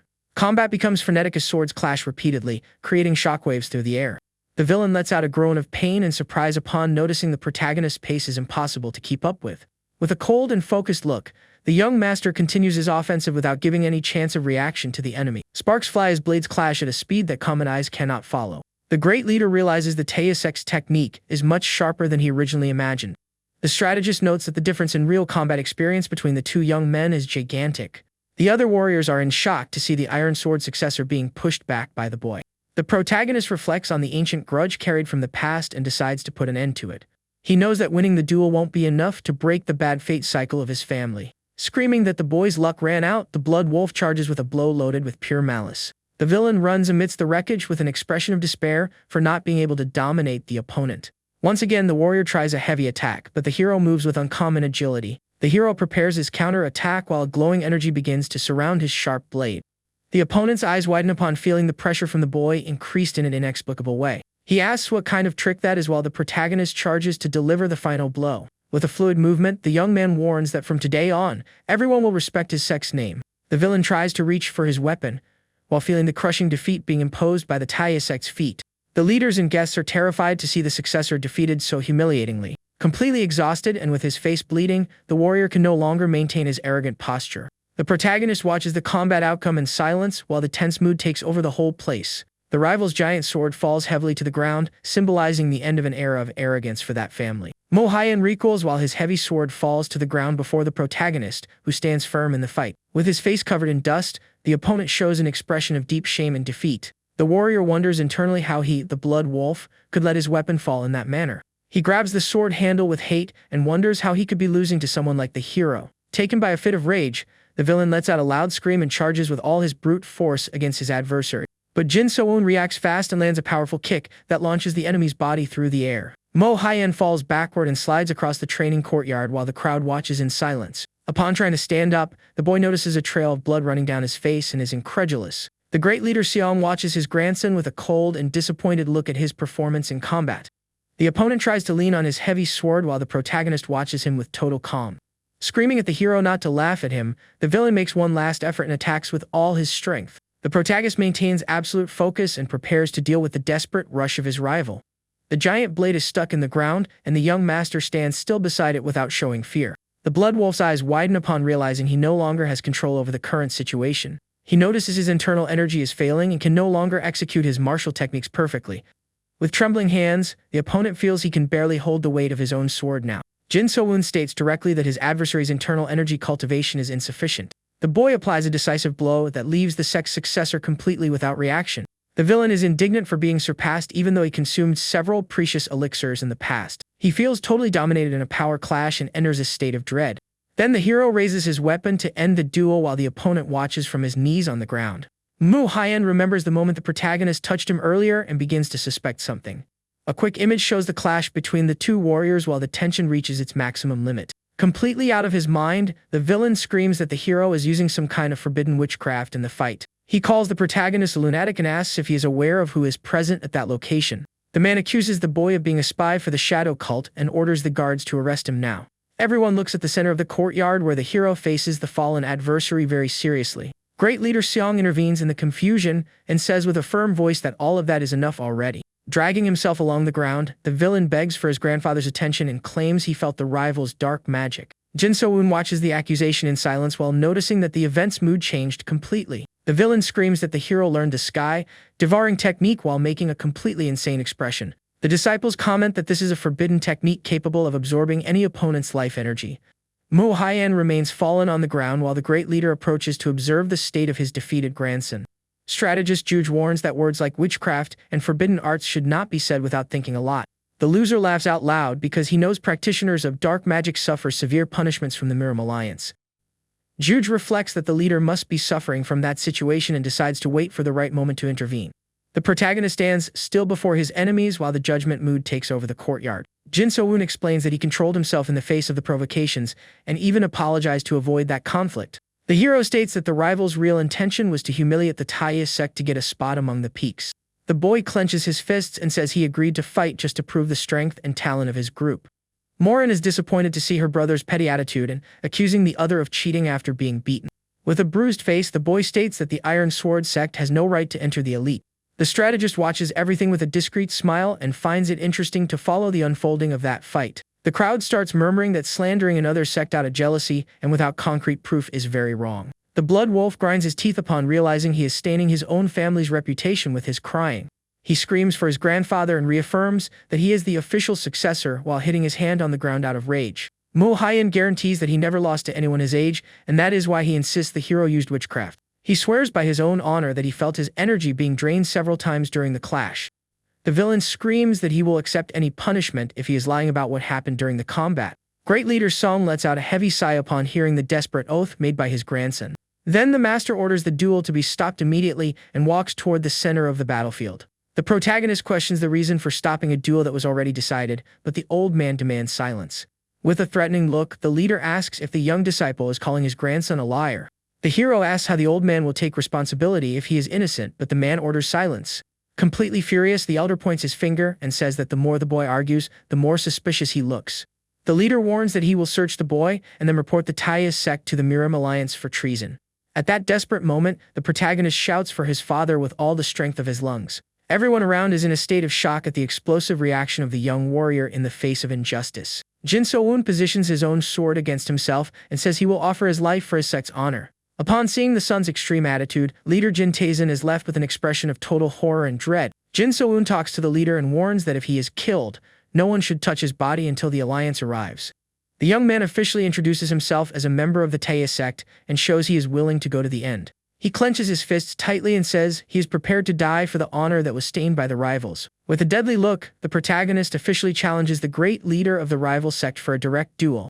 All those present are in absolute shock to hear an ordinary disciple challenge such a powerful master. Leader Song is furious and calls the boy a cheeky brat because of such audacity before him. He screams, asking how the boy dares to raise his voice and release so much pressure in that sacred place. The energy released by the elder is so strong that it makes other warriors retreat with difficulty to breathe. At this moment, the hero's father and the other master stand in front of the youth to protect him from the attack. The boy observes the protective attitude of his masters and is surprised by the courage shown by them. Jintaisen orders his son to retreat, for no father would let his own son die first in that situation. The villain charges with fury and states that he himself will cut the Taya sect's lineage once and for all. Spectators watch the scene in dread while the mood of execution takes over the whole battlefield courtyard. Suddenly, strategist Ju interrupts the confusion and says calmly that all of that has already gone too far. The Alliance Master stands between the two sides and prevents the massacre from happening before all the guests. With absolute authority, the Elder orders everyone to sheath their swords and stop the hostilities now. Silence reigns once again in the courtyard while everyone awaits the final decision of the Alliance's most important man. He looks directly at the protagonist and asks that he also sheath his weapon immediately. However, the hero maintains his firm posture and states that he cannot sheath his sword after all of that. The Iron Sword leader is indignant and curses the boy for being insolent before such high authority. The strategist watches the youth with curiosity and asks him to explain the reason for his disobedience. The boy points to the rival and explains that they used the duel just as an excuse to humiliate his group. He questions where the strategist was while the false accusations of witchcraft were made unfairly. The elder admits the youth has bold words and recognizes he has a lot of courage to speak like that. He states that his words represent the Alliance and admits he was watching everything closely until now. Then the strategist asks what the boy really wants to end that conflict once and for all. The protagonist stares at the host leader with a dark look and starts revealing his true will. Shockingly, the hero says what he wants is the head of the great leader of that arrogant sect. Juge lets out a discreet smile upon realizing the boy just made an extremely bold move. The boy knows that if he dies in that duel, he will be a martyr, but if he wins, he will destroy his enemy's reputation. The strategist reflects that that incident will serve as political ammunition and cause the Iron Sword sect's fall. He questions if the leader is willing to gamble his group's name, since the youth gambled his own life on the dispute. The host leader responds that eliminating forbidden arts is an obligation and asks why he should gamble so much. With a challenging look, the man says that if he is to take responsibility, he will do so through his own sword. Juju Mayang observes the opponent thoughtfully and accepts the proposal to settle things with weapons. Then the strategist suggests that the leader also put his sacred weapon at stake as a guarantee of his word. Upon hearing that, Jin So-won is surprised and wonders if he is really going to gamble the family's most valuable treasure. The story shows the legendary 9-fold sword that belonged to the founder and passed through all generations of leaders. Completely indignant, the elder screams that he never agreed to gamble the heirloom passed down by his ancestors. But the strategist questions the reason for a duel if he doesn't have confidence and suggests just searching the boy's dantian. People around start commenting that today's situation was totally irrational and unfair to the Taya sect. With a dark expression, the Alliance Master states that committing such a despicable act is unforgivable. Leader Song remains in absolute silence while realizing he was cornered by the chief strategist's words. Without another option, the man accepts the terms and agrees to follow the plan proposed by the Alliance representative. Master Juge is satisfied and asks the protagonist if he also agrees with this new arrangement for the duel. Jin So-won holds the handle of his sword firmly and shows he is ready for any kind of test or combat. Then the strategist asks the youth to relax as he will examine his body using his own internal energy. An intense blue light emerges when the hands touch, and the energy starts to flow into the boy's channels. The energy's impact creates a powerful flash that makes everyone present cover their eyes because of the brightness. Mo Hyun keeps screaming insanely and repeats the accusation that the hero learned the sky's forbidden technique. The text explains that this evil martial art absorbs energy and leaves the dantian with several types of force. The hero remains calm while the Alliance Master analyzes the state of his internal energy deeply now. The detail of the hand holding the sword shows the tension of the decisive moment that will define the future of everyone present. Juge observes the protagonist with a piercing look and notices something extraordinary about the youth's nature. The rival sect disciples watch the test with expressions of pure nervousness and sweat cold, waiting for the final verdict. Clearly and officially, the strategist announces to everyone that the boy did not learn the sky-devouring technique. The great leader is paralyzed and wonders how it is possible that the boy didn't use any type of witchcraft. Desperate, the grandson screams that the hero is guilty and begs for his grandfather to believe his lying words. The old man thinks there is no way for a small sect to beat us without tricks and decides to see the truth personally. In a sudden and violent move, the host leader attacks the protagonist to confirm his suspicions with his own hands.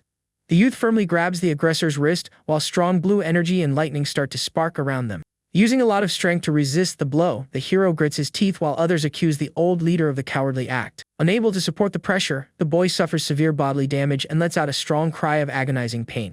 Desperate at the scene, the girl screams for her grandfather to stop, stating that that fatal attack would end up taking the youth's life. Frightened by the result, the old man quickly recoils while the protagonist's body falls to the ground gravely injured. Companions run to help the fallen friend while everyone around is left totally shocked by the unfair attitude. With a scary look of disapproval, the strategist stares at the aggressor and questions the motive for that unacceptable attitude. The Iron Sword sect master sweats cold upon noticing the youth didn't have any trace of the dark technique in his body. While watching his own hand trembling, the great master hears someone calling his name amidst that tense silence. Dark drops keep falling on the wooden floor, while a threatening voice demands a reparation for that despicable act. The allies try to support the injured one when the young man raises his bruised head demanding an immediate apology. Upon hearing those words, the red-haired grandson widens his eyes and is left completely paralyzed with dread. The girl also shows enormous nervousness upon hearing that both the aggressor and his lineage should pay for the crime. With labored breathing, the elderly leader continues staring at his own hands without being able to process what he had done. With a bruised face and eyes glowing in an intense blue shade, the hero states that they would need to pay a high price. Using his last strength, he tries to stand up, stumbling forward, and repeats the demand with great difficulty. Unable to bear the injuries, the boy falls unconscious to the ground while his friends shout his name in great despair.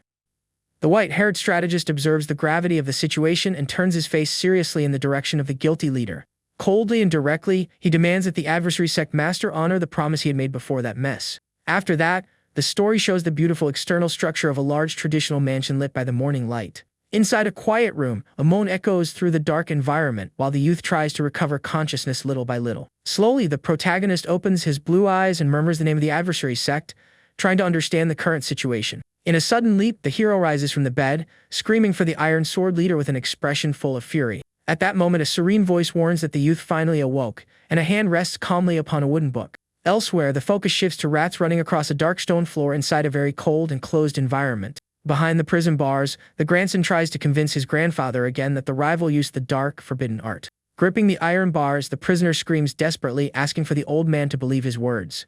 Upon listening that, the old man stops walking down the corridor and states that the youth still hasn't managed to recover his common sense.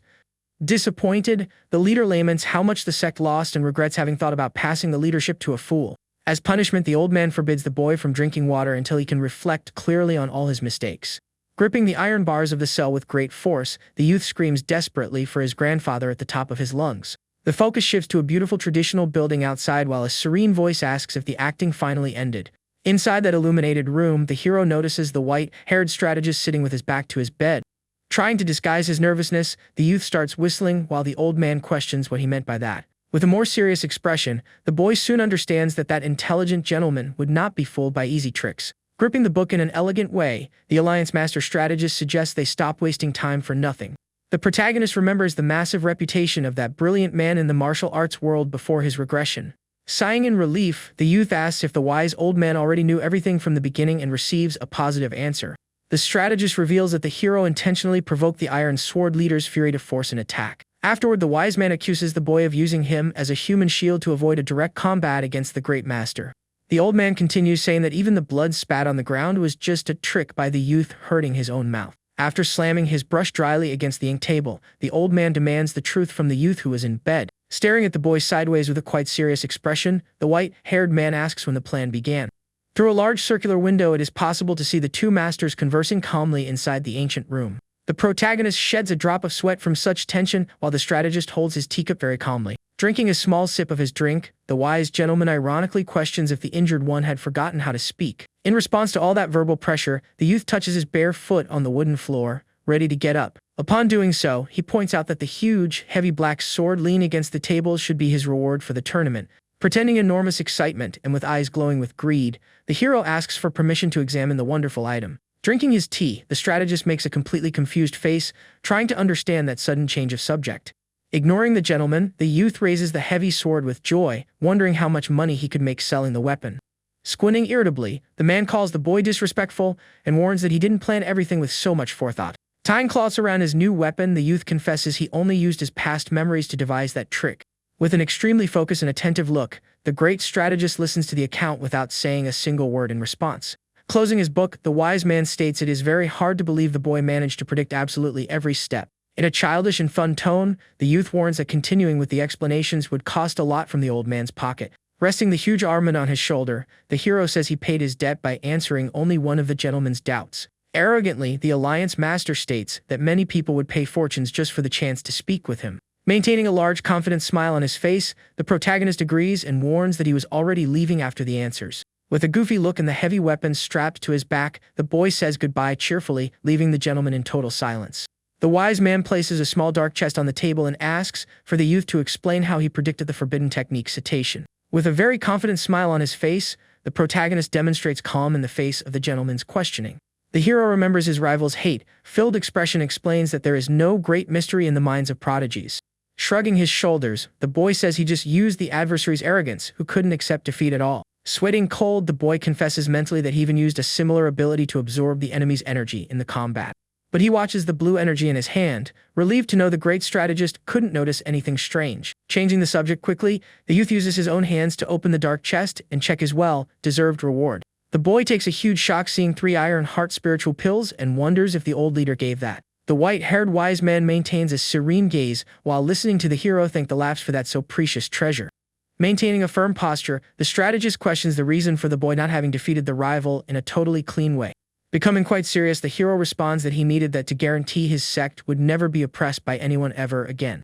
The strategist walks toward the boy, listening to what would have happened if the protagonist were condemned unjustly. The boy explains coldly that the analysis of his own corpse would prove his innocence and maintain his small sect's honor. Looking at the brave youth from bottom to top, the white-haired man notices that the hero risked his own life without hesitation.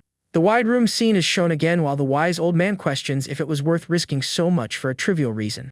Right after, the protagonist clenches his own hand with quite a lot of strength, showing that that subject was extremely important.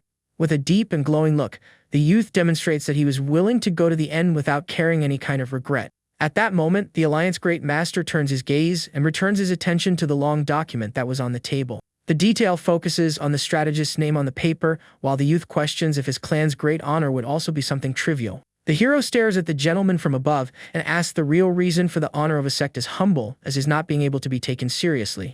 The wise man shows quite some surprise upon listening to that confident answer and ends up letting out a small muffled laugh. The old man bursts into scandalous laughter and confesses that defending the boy proved to be a quite fun decision.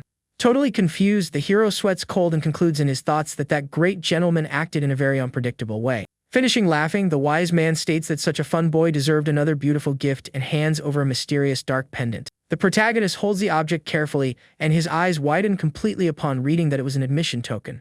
With an immense shock stamped on his face, the youth freezes in place, feeling the absurd weight of that opportunity in his hands. The text explains that that rare item would allow the direct entry of a disciple into the academy without the need for brutal exams.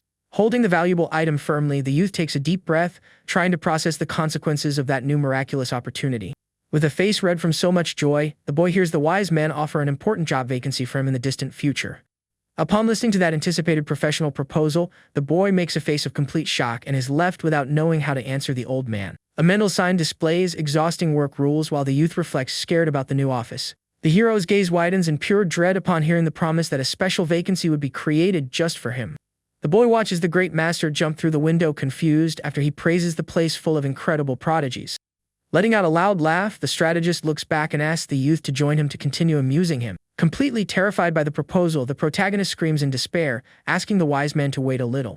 But the old man ignores the call and keeps falling toward the courtyard, laughing a lot at that new animated situation.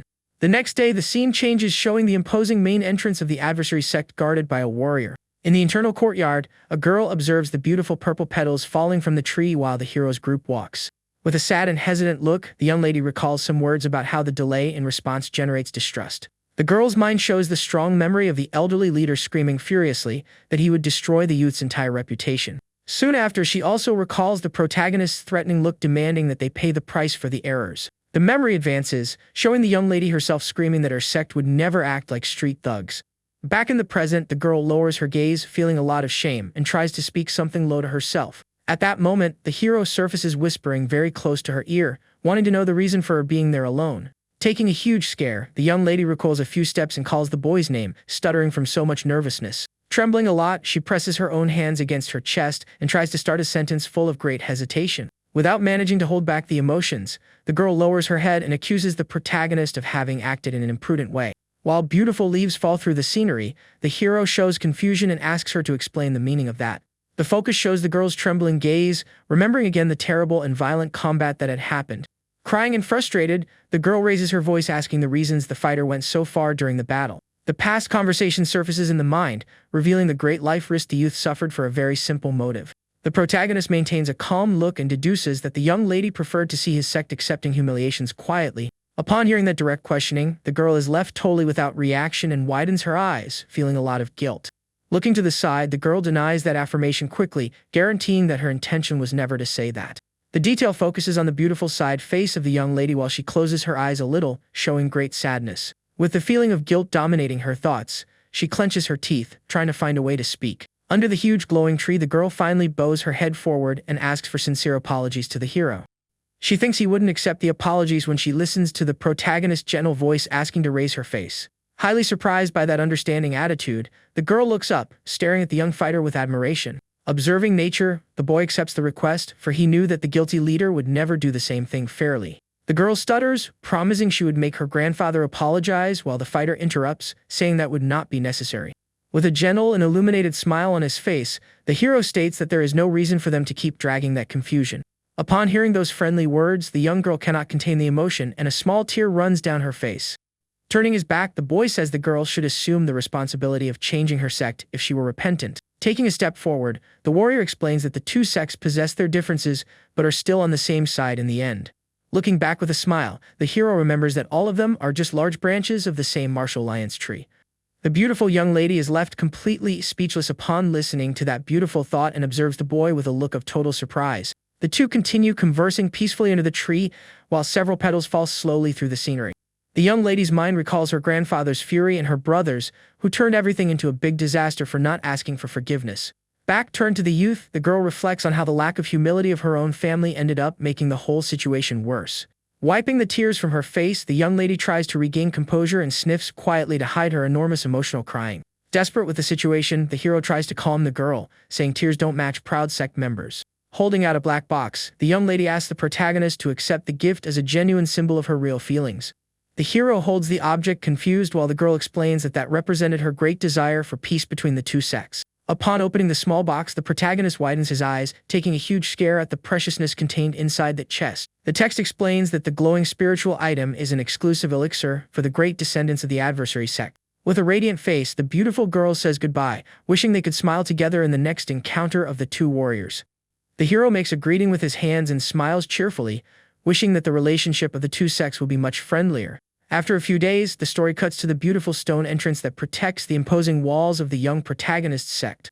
Upon crossing the gates, the youth hears someone shouting his name with a lot of excitement, and is very surprised by that reception. Several small children run cheerfully in the direction of the hero, shouting with joy to hug the group's strongest member. Completely buried by the youngest ones, the warrior lets out a tired laugh while the kids ask questions about the battles. In the middle of the mess, the protagonist notices the calm footsteps of a boy with short, graying hair approaching the location. Scratching his head in a slightly awkward way, the young warrior stares at the hero and shows he is very ashamed to talk. The boy ignores the hero's joke and confesses very honestly that he used to regret having joined that sect. The youth continues the venting, saying he was left without an answer when other people made jokes about the group's abilities. A memory of the fights resurfaces while the boy explains that the hero's incredible victories gave pride back to the warriors. Gripping the handle of his sword firmly, the young fighter promises he will also train a lot to master the sect's art. With eyes full of determination, he states out loud the great dream of becoming a disciple as formidable as the hero. Watching everything closely, the veteran members exhibit bright and proud smiles with all that highly inspiring influence. A warrior's rough hand holds the gray-haired boy's wrist with a lot of firmness. Smiling with a lot of joy, the protagonist accepts the young man's promise and fully trusts his word. The pink-haired sect leader confesses, with laughs, he barely managed to sleep after knowing everything that had happened. In the sect's great courtyard, the master praises everyone's excellent work while other leaders watch the scene with pride. Observing the entrance sign, the master laments the long time suffering great humiliations because of the group's own weakness. The leader recognizes that the young hero managed to solve the problem alone and did what the adults would never be capable of doing. A tall bearded man and the young pink-haired lady listen in silence while the master expresses all his enormous gratitude. Wiping the small tears of emotion from his face, the master decides to organize a huge banquet to celebrate that great feat. The bearded warrior rejects the idea immediately, stating a large banquet would leave the sect without any budget at all. The leader tries to convince his companion about the enormous importance of the party, but the warrior questions if honor fills the stomach. Holding a small bag of money, the pink-haired master maintains the smile and warns he would use his own funds to pay for everything. Right after, several other hands start stacking more small bags of coins, wanting to help with the event's contribution. Thanking all that financial help, the master notices someone approaching the location wearing completely dark clothes. With a child in his arms, the boy hears a bearded man approach, repeating the word banquet with an expression of amazement. The mysterious man reveals a huge smile of surprise and asks them to repeat the information about that great celebration. The warrior runs away, letting out enormous laughs through the courtyard while the hero observes that exaggerated reaction with a blank face. Watching the man lie on the ground exhausted, the young fighter smiles in relief, noting he had returned to normal. Next, the story shows a beautiful and huge blue sky, quite illuminated, covered by several small white clouds. The text warns that 2 of the valuable pills given by the wise man were consumed by the leadership and the 3rd kept as a prize. The scene changes to a beautiful, ancient abacus on the table while the bearded financier's voice grumbles, calling his leader a lunatic. The youth's father pulls his own hair, frustrated with the expenses, while the youth listens to everything, chewing a small leaf. Raising 3 fingers in a hysterical way, the man promises to give the sex-ins in exchange for one of those valuable pills. The father shows enormous frustration for knowing his son stayed just drinking without helping his friends during the group's worst situation. With a quite serious expression, the pink-haired master questions if the financier intended to sell that pride so cheaply. The man bangs his head on the table, revolted for having missed an excellent financial deal that could generate great profit for the place. Chewing the leaf, the hero smiles from the corner, for he knew that deep down that grumpy gentleman agreed with his leader's stance. The hero turns his back and warns he was leaving to fix money, tired of listening to the long sermons about finances. From the outside, it is possible to hear the father's screams offending the young warrior, wanting to know how he would manage to get the cash. The boy touches his hand on the door, ignoring the man's insults completely while stating his destination was very obvious. With a dark and highly focused look, the hero smiles from the corner, biting the leaf and stating he was going to look for the funds in the right place. Elsewhere, the story focuses on the Wanga village, showing a busy street full of residents walking through the fair. At that moment, a traveler wearing a large straw hat makes an expression of total surprise upon observing something in front of him. The man stares at a gigantic structure, impressed to be before the famous mansion of one of the largest merchant families. 2 residents talk about the owner of that place, commenting on the great rumors that spoke of the young lady's immense beauty. The focus goes to an empty hallway of the enormous mansion, while the pair questions the reason no one had seen the young lady up close. Meanwhile, a large and heavy double wooden door closed displays the enormous shadow of a person projected at its base. A strong male hand stretches in the direction of the handle, gripping the metal arch firmly to manage to pull the door. The great lord with long hair and a beard enters the place, opening a wide smile to warn his daughter that he had arrived. The place's floor is covered in ice and displays a bowl with totally frozen fruits while echoes of coughing sound loud. The freezing environment also shows 2 clay dolls fallen and covered by a white layer of ice on the floor. The father stares at the frozen room, observing his fragile daughter kneeling in the center of the carpet while she murmurs his name. Trembling a lot from the cold, the young dark-haired lady raises her red face and asks in a gentle way if the lord returned. The man runs and kneels in front of the girl, asking about her day, and hearing she worked on a new embroidery. The girl's hand holds a frozen embroidery hoop, revealing the desire to use the piece to sew new clothes for her father. With an empty and saddened look, the lord praises the girl's small attitude, saying the gift would look very wonderful. The dark room possesses insulated windows and enormous ice stones scattered all over the corners to lower the temperature. A memory reveals a doctor shaking his head in a negative way, explaining that no real cure existed for the girl's heat. The memory displays the young lady's face sweating in agony, while the doctor stated that the ice only delayed the serious symptom. The terrible diagnosis limited the girl's life until 20 years old, but in the present, she tries to smile even coughing from the cold. The father gently remembers the daughter's birthday and asks what she would like to get after giving several luxuries in the past. With a shy expression, the girl turns her gaze a little and reveals the great desire to be able to visit the village market. She observes the large closed doors, lamenting the lack of windows and revealing the immense curiosity about the outside world. The kind gentleman lowers his eyes, sad about that sincere request, and confesses he planned to make a special surprise. The man's mind projects the image of a huge and luxurious wooden carriage being pushed by 2 trusted servants. The lord smiles, explaining he ordered to build a vehicle with cold insulation to allow the young lady to finally go for a ride. Taken by an enormous wave of happiness, the girl rushes against the patriarch's body, giving a tight hug. With tears in her eyes and red cheeks, the young lady opens a huge smile, thanking the father for the act so generous. The lord is moved, listening to his beloved daughter declare that that was by far the best gift she had ever received. The intense glow of the room highlights the silhouette of the 2 hugging each other while the father swears he would spend fortunes to save her. In the end, dusk arrives, illuminating the traditional roofs of the beautiful mansion with the orange colors of a new sunset. During the night, the beautiful traditional mansion rests under a dark and starry sky. With a serious expression, the girl's father holds a small letter while standing before the frozen room. Trembling with nervousness, the lord's hand grips the paper that warns about the kidnapping of his beloved daughter. Taken by uncontrollable fury, the man crumbles the letter and screams, wanting to know who was the culprit for that. Desperate, the patriarch orders his guards to find the girl and promises an absurd reward for the rescue. A large poster with the young lady's face illustrates the promise of a fortune for whoever managed to bring the heiress back. Reading the huge warning stuck to the wall, the protagonist analyzes the situation while other people gossip around. Giving a confident and excited smile, the young warrior decides it was the perfect time to start his great plan. Right after, the scene changes, showing the hero running at high speed through the middle of a dark forest during the night. With a focused and attentive look, the boy continues his night journey, leaping rapidly between the large branches. The warrior's mind remembers the bearded financier complaining about the terrible conditions of the merchant's sponsorship. The boy also remembers having warned that the alliance would end the instant they handed over what the rich wanted. Leaping from a large tree, the protagonist repeats in his thoughts that his sect needed a genuine support. He remembers the imposing mansion and desires a giant sponsorship to solve the group's grave financial problems. With a spark glowing in his left eye, the youth decides he needed to act like a true savior prince. Landing firmly on a wooden roof, the boy finds the isolated hiding place in the middle of the dark forest. The hero recalls the old reports of his past life, focusing on the tragic incidents that involved young girls. Running with urgency, he remembers there was only one official record about the finding of a young victim without life. Very silently, the warrior lands on top of the old wooden hut where the body had been buried. Lifting one of the tiles with care, the protagonist spies the dark interior of the place to understand the current situation. Watching the kidnappers around the fainted hostage, the boy smiles in relief and prepares to act at that instant. One of the thugs warns, scared that the hostage with her skin completely red and burning like a bonfire. Confused by the novelty, the young hero sweats cold, for he didn't remember any old rumors about the heiress's illness.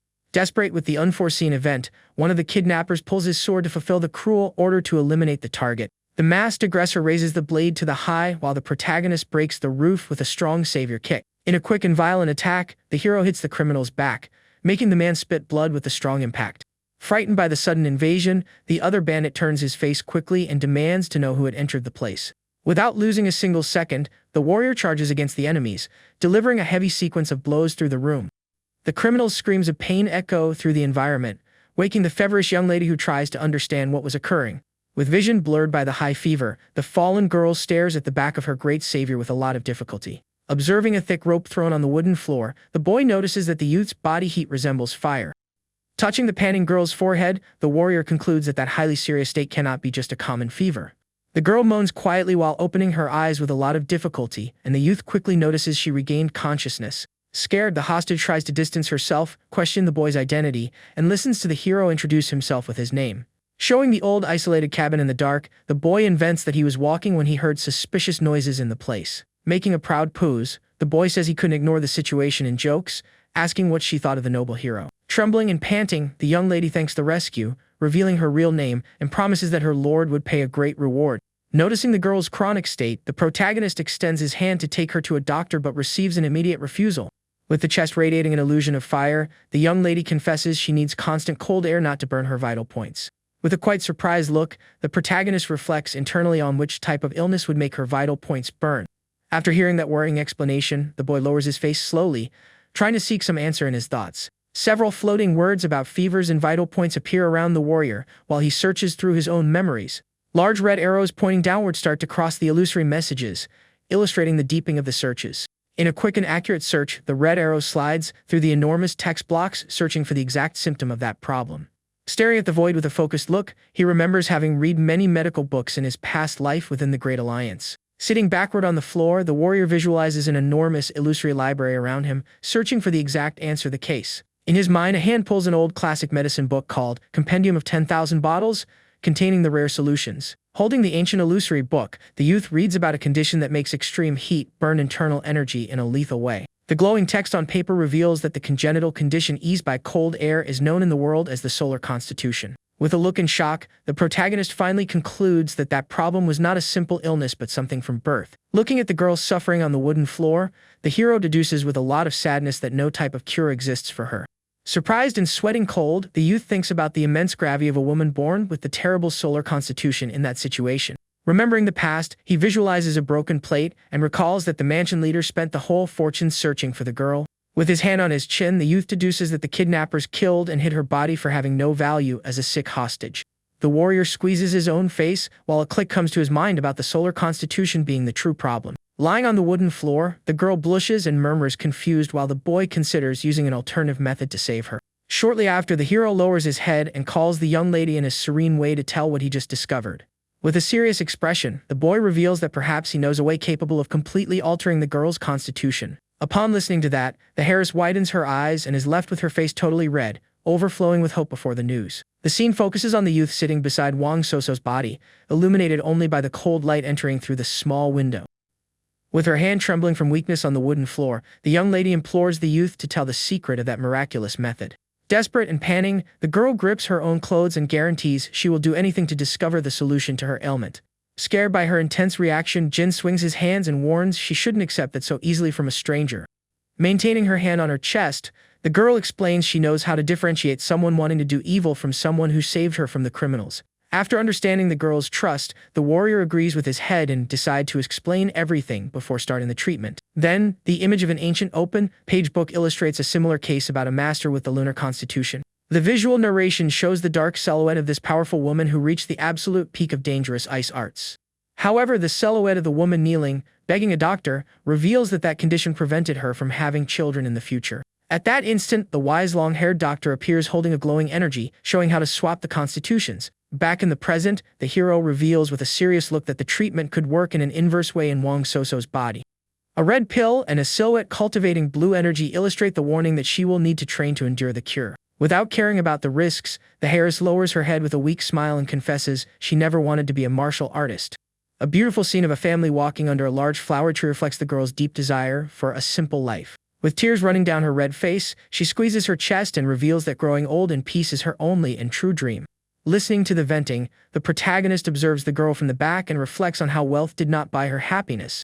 Touched by the girl's sadness, the young warrior turns his face sideways and takes a step forward, agreeing with the hard treatment. Suddenly, Jin approaches the heiress's face suddenly while murmuring that some people just arrived. Before the girl could understand the situation, the boy uses 2 fingers and hits a sure blow on her neck without hesitation. With the girl fainting instantly, the hero holds her in his arms with care and apologizes for the drastic attitude. Right after, the protagonist's hand grips the handle of his sword firmly, preparing his posture for the imminent clash. Outside the small wooden cabin, the threatening shadows of several kidnappers surround the location in the darkness. Outside, the masked leader warns that something bad happened due to the lack of answers and orders to secure the hostage quickly. The criminal demands that his men not use a certain sword technique, but soon listens to a voice mocking that cowardly attitude. At that moment, the hero leaps from the cabin's roof holding his large sword while mocking that supposedly noble clan. Scared by the youth's sudden presence, the kidnappers retreat rapidly while drawing swords, demanding answers. Touching the dirt floor with his weapon in hand, the warrior states calmly that he is there only to spoil those plans. Sweating cold, the group leader notices the situation could worsen and soon deduces he cannot leave any live witness there. The youth cleans his ear with his pinky finger without showing concern and reveals he knows the clan's merchant group very well. The protagonist continues speaking that they are secret henchmen and leaves the assassin completely shocked with such information. Pointing his blade, the youth explains the kidnapping was just a dirty trick to try to harm the famous rival mansion. Irritated, the leader starts to exude a dark blue energy while the hero laments the audacity to commit that dirty crime. With the identity revealed, the criminals attack using the clan's sword technique, but the protagonist blocks the double strike. Staring at the enemies closely, the warrior opens a wide, confident smile while murmuring that ability's own name. Demonstrating overwhelming strength, the boy pushes his own blade forward and manages to distance both assassins together. Without losing the battle rhythm, the youth advances rapidly and hits a forceful blow right on one of the mercenaries' faces. Right after, the hero moves between the masked henchmen and throws one of them away with an extremely powerful impact. With fluid and accurate movements, Jin hits the handle of his sword with a lot of strength right in the middle of another enemy's face. The protagonist hits a heavy punch on the band leader while questioning if cowardice wouldn't be attacking with great advantage. Furious with the situation, the masked man retreats a little and charges again with his body spinning to use the technique's second form. Dodging that cutting attack, the warrior leans his body backward and mocks the fact that the adversary knows the second strike. Amidst the fast sword clashes, the hero blocks each strike while starting to correct his adversary's posture. Noticing that great humiliation, the kidnapper swings his weapon furiously without managing to understand such disadvantage. With sweat running down his face, the mission boss stares at the floor desperately, trying to understand that boy's strength. The protagonist delivers crushing blows with his blade and manages to totally overcome the pride of that group's skills. Feeling defeat approaching, the assassin concentrates intense blue energy in his hands and warns the boy to be very attentive. Raising his glowing weapon, the mercenary prepares to use the technique's supreme strike in a desperate attack. At that instant, the hero takes a fast step forward, leaving the leader totally without reaction before that brutal approach. The image focuses on Jin's glowing eye, reflecting the pure concentration of a master ready to end the battle in that location. With absurd movement, the young warrior fires multiple devastating energy cuts, declaring he is on another level. The powerful light beams cross the whole space, demonstrating the lethal precision and impressive speed of that attack. Without managing to defend against the impact, the leader suffers a decisive cut on his chest and spits blood, falling completely defeated. Hit fully by the powerful cut sequence, the masked leader is thrown backward, losing the fight completely. With the end of that ferocious bout, the protagonist lands softly on the dirt floor, leaving the criminals fallen in the background. Fallen on the floor beside his stained sword, the mercenary murmurs incredulously, trying to understand how he was defeated. In his mind, the leader wonders how an unknown youth managed to destroy that great clan's supreme technique. Mocking that surprise, the warrior questions if the criminals really thought their sword art was invincible. With a cold look, the youth reveals that group's leaders do not even know the secret formula capable of breaking the technique. After revealing that great secret, the scene changes to the silence of the starry night while the hero returns to the old cabin. Pushing the ancient wooden door, the youth enters the small shelter illuminated by the night's weak light to check on the girl. Resting his hand with firmness on the wooden floor, the protagonist takes a deep breath and warns that the real mission will start now. Looking over his shoulder with a confident smile, the boy warns the heiress that the complex treatment will start. Lying silently on the floor, the young lady remains motionless while her fragile body prepares to receive the long-dreamt cure. While the procedure is done in secret, the view zooms out, showing the small wooden cabin isolated in the nightly darkness.